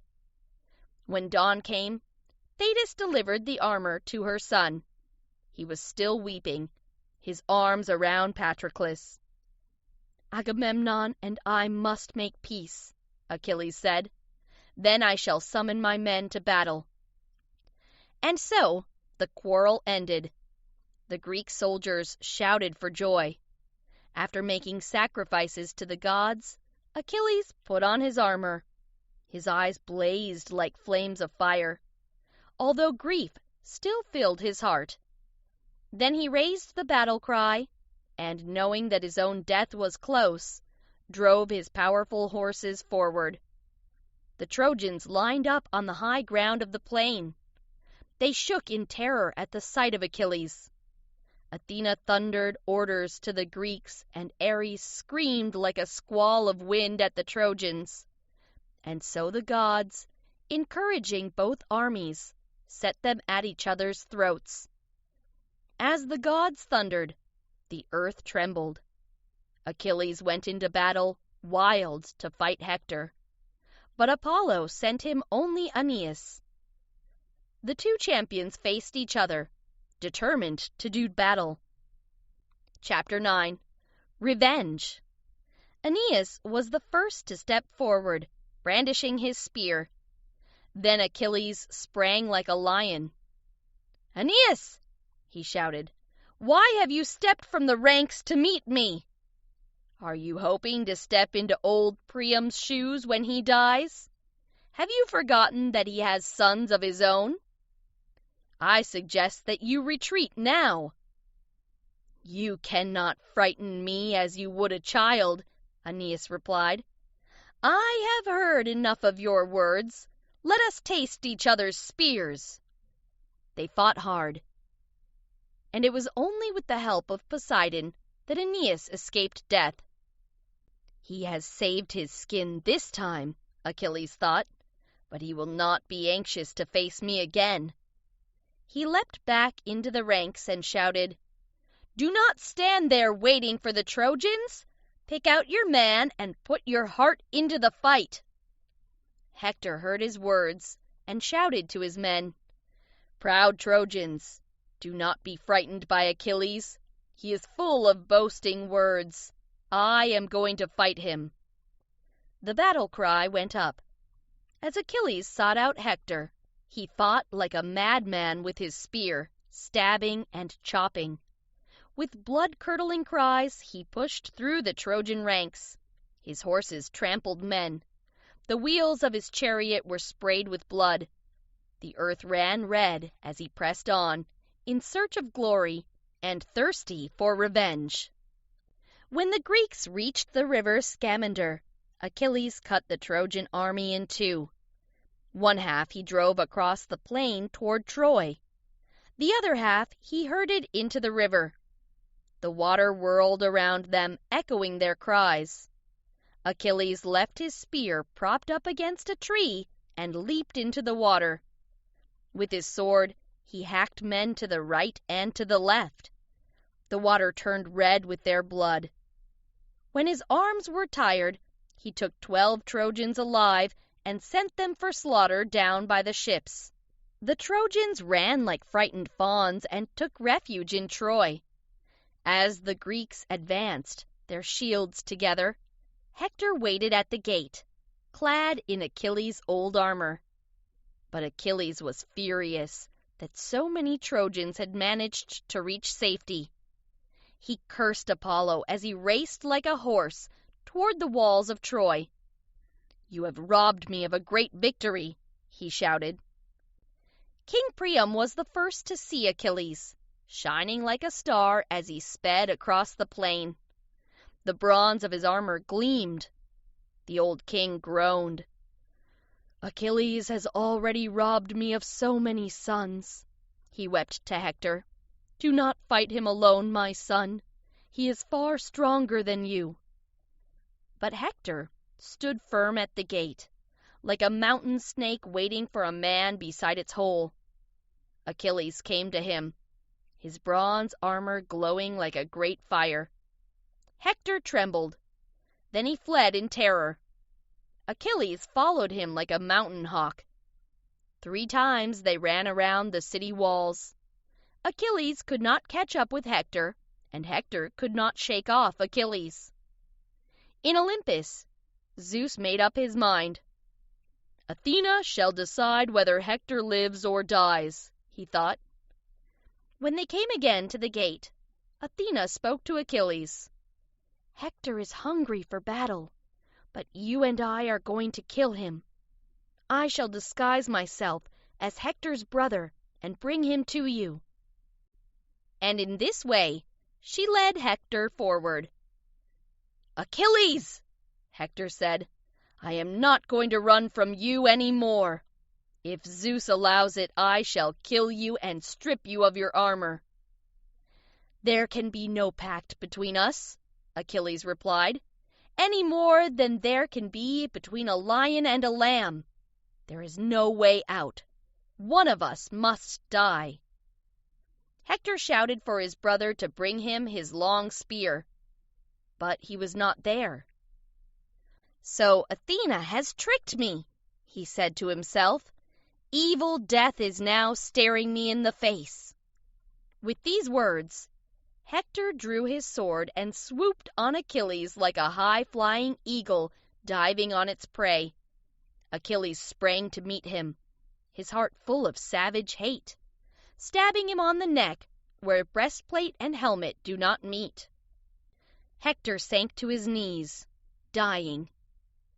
"Do not throw my body to the dogs," he begged. "Let my body be taken home for burial." But Achilles taunted him as he died. Then he did a shameful thing. He fastened Hector by the ankles to his chariot and rode toward the ships, dragging his body across the dusty, blood-stained ground.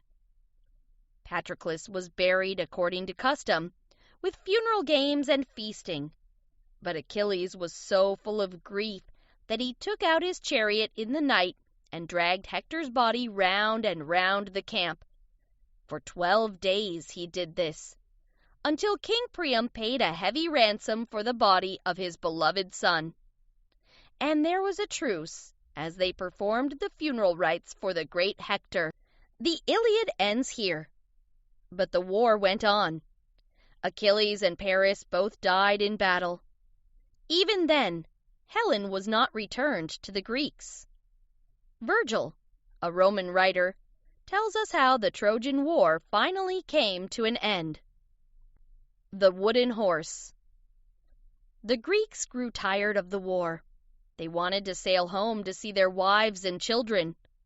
They attacked the walls of Troy many times, but the Trojans drove them back to their ships. King Agamemnon called a council of leaders. "How can we get inside Troy?" he asked Calchas. "If strength has failed, we must use our cunning," the priest replied. Odysseus rose to his feet, for Athena had planted an idea in his mind. "What if we built an enormous wooden horse?" he began. "It would be hollow inside and big enough for 50 men to hide there, including the bravest of our leaders. The armies will set sail for home, but the ships will hide by a far-off island, ready to sail back under cover of darkness." Odysseus smiled. "Now, this is the cunning part. We shall leave one of our own men behind, a man whom the Trojans will not recognize. He will explain to the Trojans that the horse is a gift to Athena, to beg her not to send storms on the way home." Agamemnon approved of this plan, and a young Greek named Sinon volunteered to stay behind. Men were sent at once to chop down trees on the mountainsides. In only 3 days, the carpenters constructed the gigantic horse, taller than anything inside the Greek camp.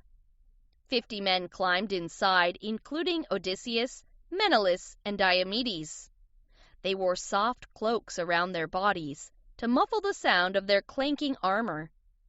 Now, at last, Agamemnon prepared the ships to sail. From the walls of Troy, the Trojans saw the burning of the Greek camps and the ships setting out to sea. And when they caught sight of that great gleaming horse standing on the plain, they wondered why it had been left there. They unfastened their gates, tired of being trapped for so long. Like swarming bees, they thronged to the deserted Greek camps. One of the Trojan priests, Laocoon, tried to stop them. "Has madness overtaken your brains?" he asked. "You know how cunning Odysseus is. Do you really believe the Greeks have gone? How do we know our enemies are not inside this horse? Do not trust them, and do not bring it back to Troy." He hurled his spear at the horse and heard a hollow sound. Laocoon might have gone closer, but at that moment men brought forward Sinon, whom they had found hiding near the river. "Alas," Sinon wept, trembling, "I wish that I were dead. My fellow Greeks have accused me of crimes I did not commit. They would have killed me if I hadn't escaped." "Why have they left this wooden horse?" the Trojans asked. "It's a peace offering for Athena," Sinon replied. "If you destroy it, Troy will burn to the ground.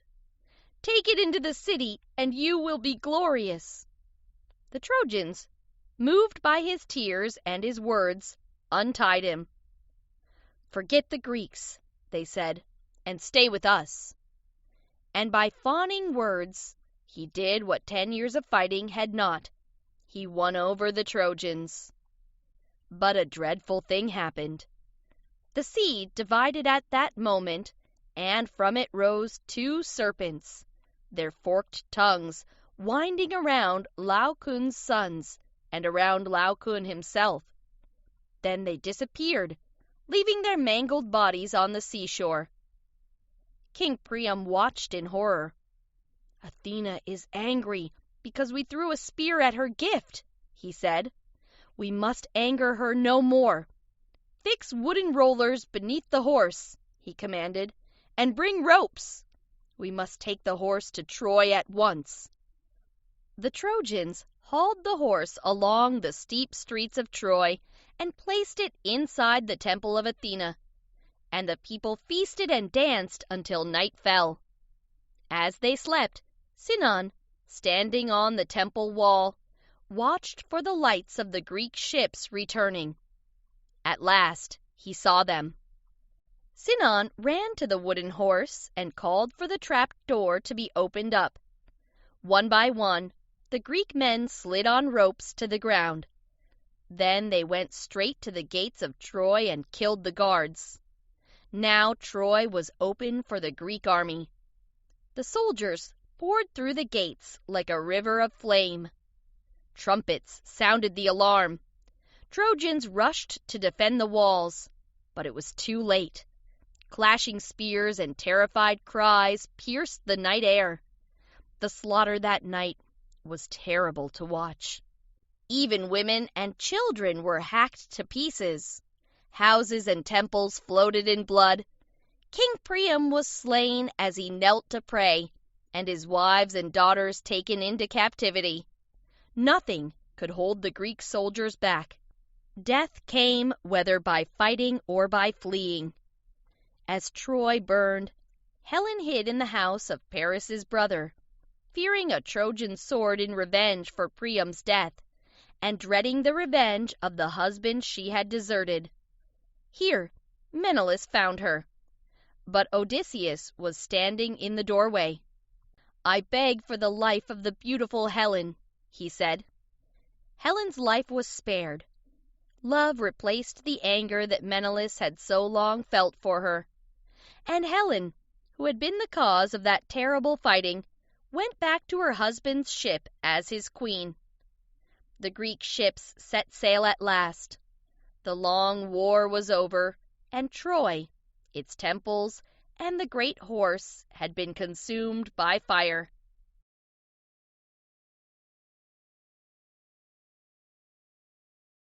The Hound of the Baskervilles 1. Arthur Conan Doyle. Chapter 1. The Curse of the Baskervilles. Baskerville Hall, Dartmoor, Devon. To my sons, Roger and John Baskerville. It is time that I told you the legend of your home, Baskerville Hall. It is a sad and evil story, but I must protect you. Baskerville Hall used to be the home of Hugo Baskerville, a wild and cruel man. He fell in love with the daughter of one of the men who worked on his estate. This young girl feared him and kept away from him. But one September day, this Hugo, with 5 or 6 of his wicked companions, went to the farm and took her back to Baskerville Hall. They locked her in an upstairs room. Mad with fear, the poor girl climbed down the ivy outside her window and escaped across the moor. When Hugo found that she had escaped, he was mad with anger. He ran from the house, shouting, "Bring me my horse and hunting hounds! I'll give myself to the devil if I can catch her." He set off after the girl. He rode over the moonlit moor in full cry, like a man hunting a fox. His companions, sorry for what they had done, rode after him to help the girl. On the moor, they passed one of the night shepherds. "Have you seen the hunt pass by?" they cried. The shepherd trembled. "I have seen more than that," he said at last. "Hugo Baskerville passed me upon his black mare, and there ran behind him the most terrible hound I have ever seen, a hound from hell." The men rode on, cursing the shepherd for his stupidity. But soon their skins turned cold, for they heard the sound of galloping across the moor, and the black mare went past them, her saddle empty. They rode on again until they came to a dip in the moor, and there lay the girl, dead of fear and fatigue. Then they saw the body of Hugo Baskerville, but it was not these sights which raised the hair on their heads. No, it was the sight of the beast which hung over Hugo, a great black beast tearing at his throat. It turned towards them, its jaws dripping blood, and they rode away, screaming across the moor. Such is the tale, my sons, of the coming of the hound, which is said to have haunted the Baskerville family ever since. There have been many mysteries and bloody deaths in our family. My sons, do not cross the moors after dark. It is a time of great evil up there. Your loving father. Our visitor, a Dr. Mortimer, put the letter back in his pocket. "Do you find it interesting, Mr. Holmes?" he asked. "To a collector of fairy tales," Sherlock Holmes replied. "And you, Dr. Watson?" he asked, turning to me. "I do not know what to make of it, sir," I replied. "Tell me where you got this letter," Holmes said. "It belonged to Sir Charles Baskerville, a dear friend of mine," Dr. Mortimer said. "He died suddenly and tragically 3 months ago." Dr. Mortimer took another piece of paper from his pocket. "Let me read you this now," he said. "It's the newspaper account of Sir Charles Baskerville's death. Devon County Chronicle, June 14th.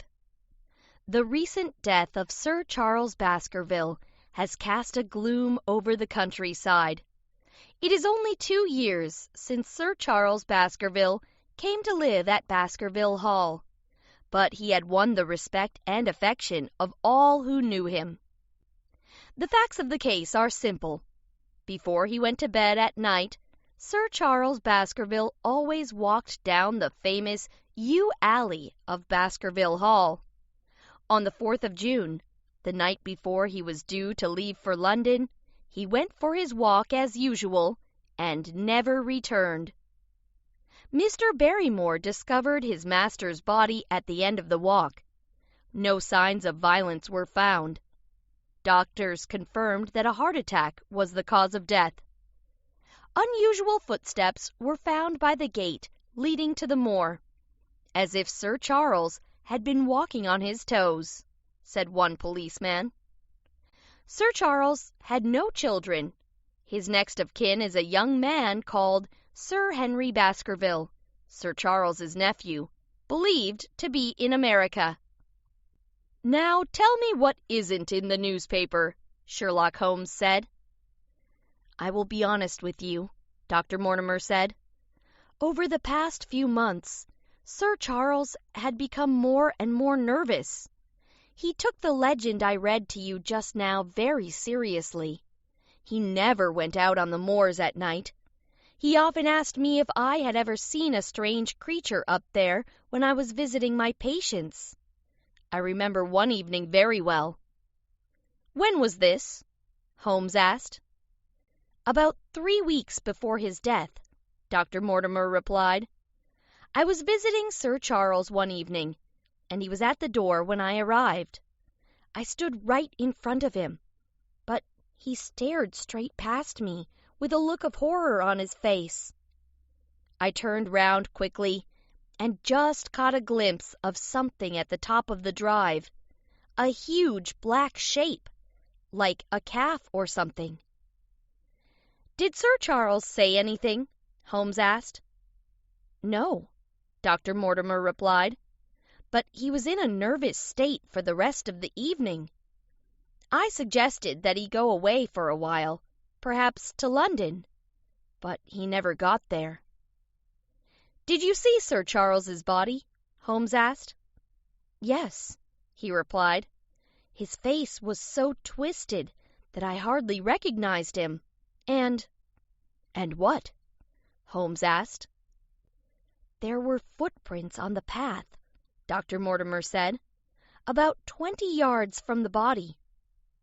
"A man's or woman's?" Holmes asked. Dr. Mortimer looked strangely at us for a moment, and his voice sank almost to a whisper as he replied, "Mr. Holmes, they were the footprints of a gigantic hound."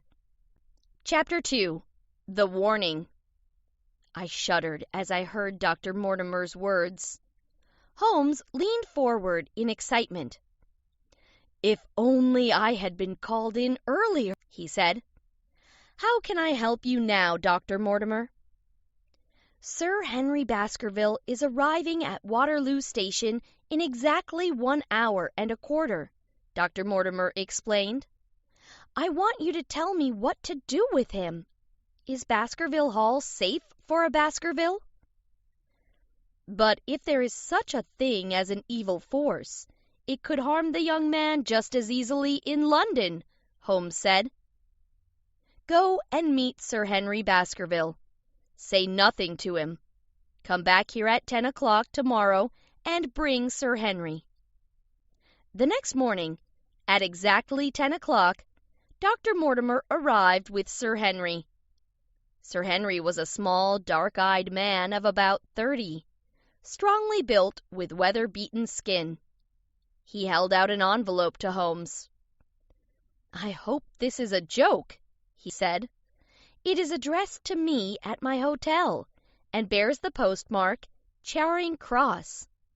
But nobody knew my hotel. I only decided to go there after I met Dr. Mortimer last night. Holmes opened the envelope and took out a piece of paper. The letters on it had been cut out and pasted on the page. If you value your life, keep away from the moor. Watson, have you yesterday's Times? Holmes asked me. I handed him the newspaper. Sir Henry Baskerville looked at me with puzzled eyes. Someone has cut out the letters from this newspaper, Holmes said. I recognized the typeface of the letters instantly, and since it was sent last night, I was certain that it must be yesterday's newspaper. But the word moor is not very common. As you see, it has been written by hand. Can you deduce anything else? I asked. The handwriting of the address is roughly written, yet the Times is a newspaper for an educated man, Holmes replied. This must be the work of an educated man pretending to be uneducated. I seem to have walked into the pages of a detective novel, Sir Henry said. Has anything else unusual happened? Holmes asked him. Yes, I've lost a boot, the young man said. I put them both outside my door last night to be cleaned, and only one was returned this morning. What's going on, Mr. Holmes? I think it's time you told me. I think Dr. Mortimer should tell you the Baskerville legend as he told it to me yesterday, Holmes replied. Sir Henry Baskerville listened in silence. Of course, I've heard these stories of the hound ever since I was a child, he said at last. It's the pet story of the family, but I never took it seriously. But my uncle's death, and now someone wants to scare me away. There seems to be some danger, Holmes said. Should you go to Baskerville Hall? There's no man on earth who will prevent me from going to the home of my own people, Sir Henry said angrily. I shall go back to my hotel to think about it. Will you and Dr. Watson have lunch with me there at 2 o'clock? Holmes nodded, and our visitors left. Quickly, Watson, Holmes said. We must follow them. We walked from Baker Street to Oxford Street in a few minutes. Suddenly, Holmes noticed a horse-drawn cab with a man inside. There's our man, Holmes whispered. He's been following us. We caught a glimpse of the man's black, bushy beard before the cab drove away at top speed. Holmes was angry with himself. I should have hired a cab and followed him, he said. But I have the number of the cab, 2704. We went on to Sir Henry's hotel to have lunch. I've made up my mind, he told us. I shall go to Baskerville Hall. I agree, Holmes told Sir Henry. Since you are being followed here, it will make no difference, but you must not go alone. Is it possible that you can come yourself, Mr. Holmes? Sir Henry asked. No, I cannot leave London. Holmes replied. "But I am confident that Dr. Watson will look after you well. He will report back to me." I was very surprised. Before I had time to reply, Sir Henry shook my hand. "I shall not forget your kindness, Dr. Watson," he said warmly. When we were back in Baker Street, Holmes sent for the driver of cab 2704. "Did your passenger give his name?" he asked. "Oh, yes," the cabman replied. "His name was Sherlock Holmes." When the cabman had gone, Holmes turned to me with a smile. "We end where we begin," he said. "The cunning rascal! He knew what we were up to. I wish you better luck in Devonshire, Dr. Watson." Chapter 3. To Baskerville Hall. It was dark when Sir Henry and I rode over the top of Dartmoor. A cold autumnal wind swept across it and made us shiver. Even Sir Henry fell silent and pulled his overcoat more closely around him. The road in front of us grew bleaker and wilder over slopes sprinkled with giant boulders. Suddenly we looked down into a valley dotted with stunted trees and saw two high, narrow towers. "Baskerville Hall!" the driver called. Sir Henry stood up and looked with flushed cheeks and shining eyes. We passed through the gateway, then through an avenue of dark trees. Baskerville shuddered as he looked up the long, dark drive where the house glimmered like a ghost at the end. "Did my uncle die here?" he asked in a low voice. No, I said. "In the yew alley on the other side." Sir Henry glanced around with a gloomy face. "It's no wonder my uncle felt trouble coming to him in such a place as this," he said. "It's enough to scare any man. I'll have a row of electric lamps here in 6 months." We went to bed early that night. I drew back my curtains before I got into bed and looked from my window. The trees moaned and twisted in the wind, and beyond I could see the rising moor in the half-moonlight. I slept very badly. In the middle of the night, a terrible sound came to my ears. The sob of a woman, strangling and gasping, and not far away. The beauty of the next morning did much to cheer us up. As Sir Henry and I sat at breakfast, sunlight flooded in through the windows. "I guess it is ourselves and not the house that we have to blame," Sir Henry said. "We were tired from our journey, so we found this place very gloomy. Now we are fresh and well. It seems cheerful again." "But not entirely," I answered. "Did you hear a woman sobbing in the night?" "Yes, when I was half asleep," Sir Henry replied. "We must find out about this immediately." He rang the bell and Barrymore entered. Sir Henry asked him about the woman. "There are only 2 women in the house, Sir Henry," he answered. "One is the scullery maid, who sleeps in the other wing of the house. The other is my wife, and the sound could not have come from her." I knew that he was lying when I met Mrs. Barrymore later in the corridor. Her eyes were red and swollen. Already there was an atmosphere of mystery around this handsome, black-bearded butler. He had been the first person to discover Charles's body. Was he the man who had followed us in the London cab only 2 days ago? But what interest could he have in persecuting the Baskerville family? As Sir Henry was busy that morning, I walked 4 miles to the edge of the moor, in the direction of Dr. Mortimer's house. Someone called out, "Dr. Watson!" and I turned round to see a stranger. A small, clean-shaven man with blond hair. He was about 30 or 40 years of age,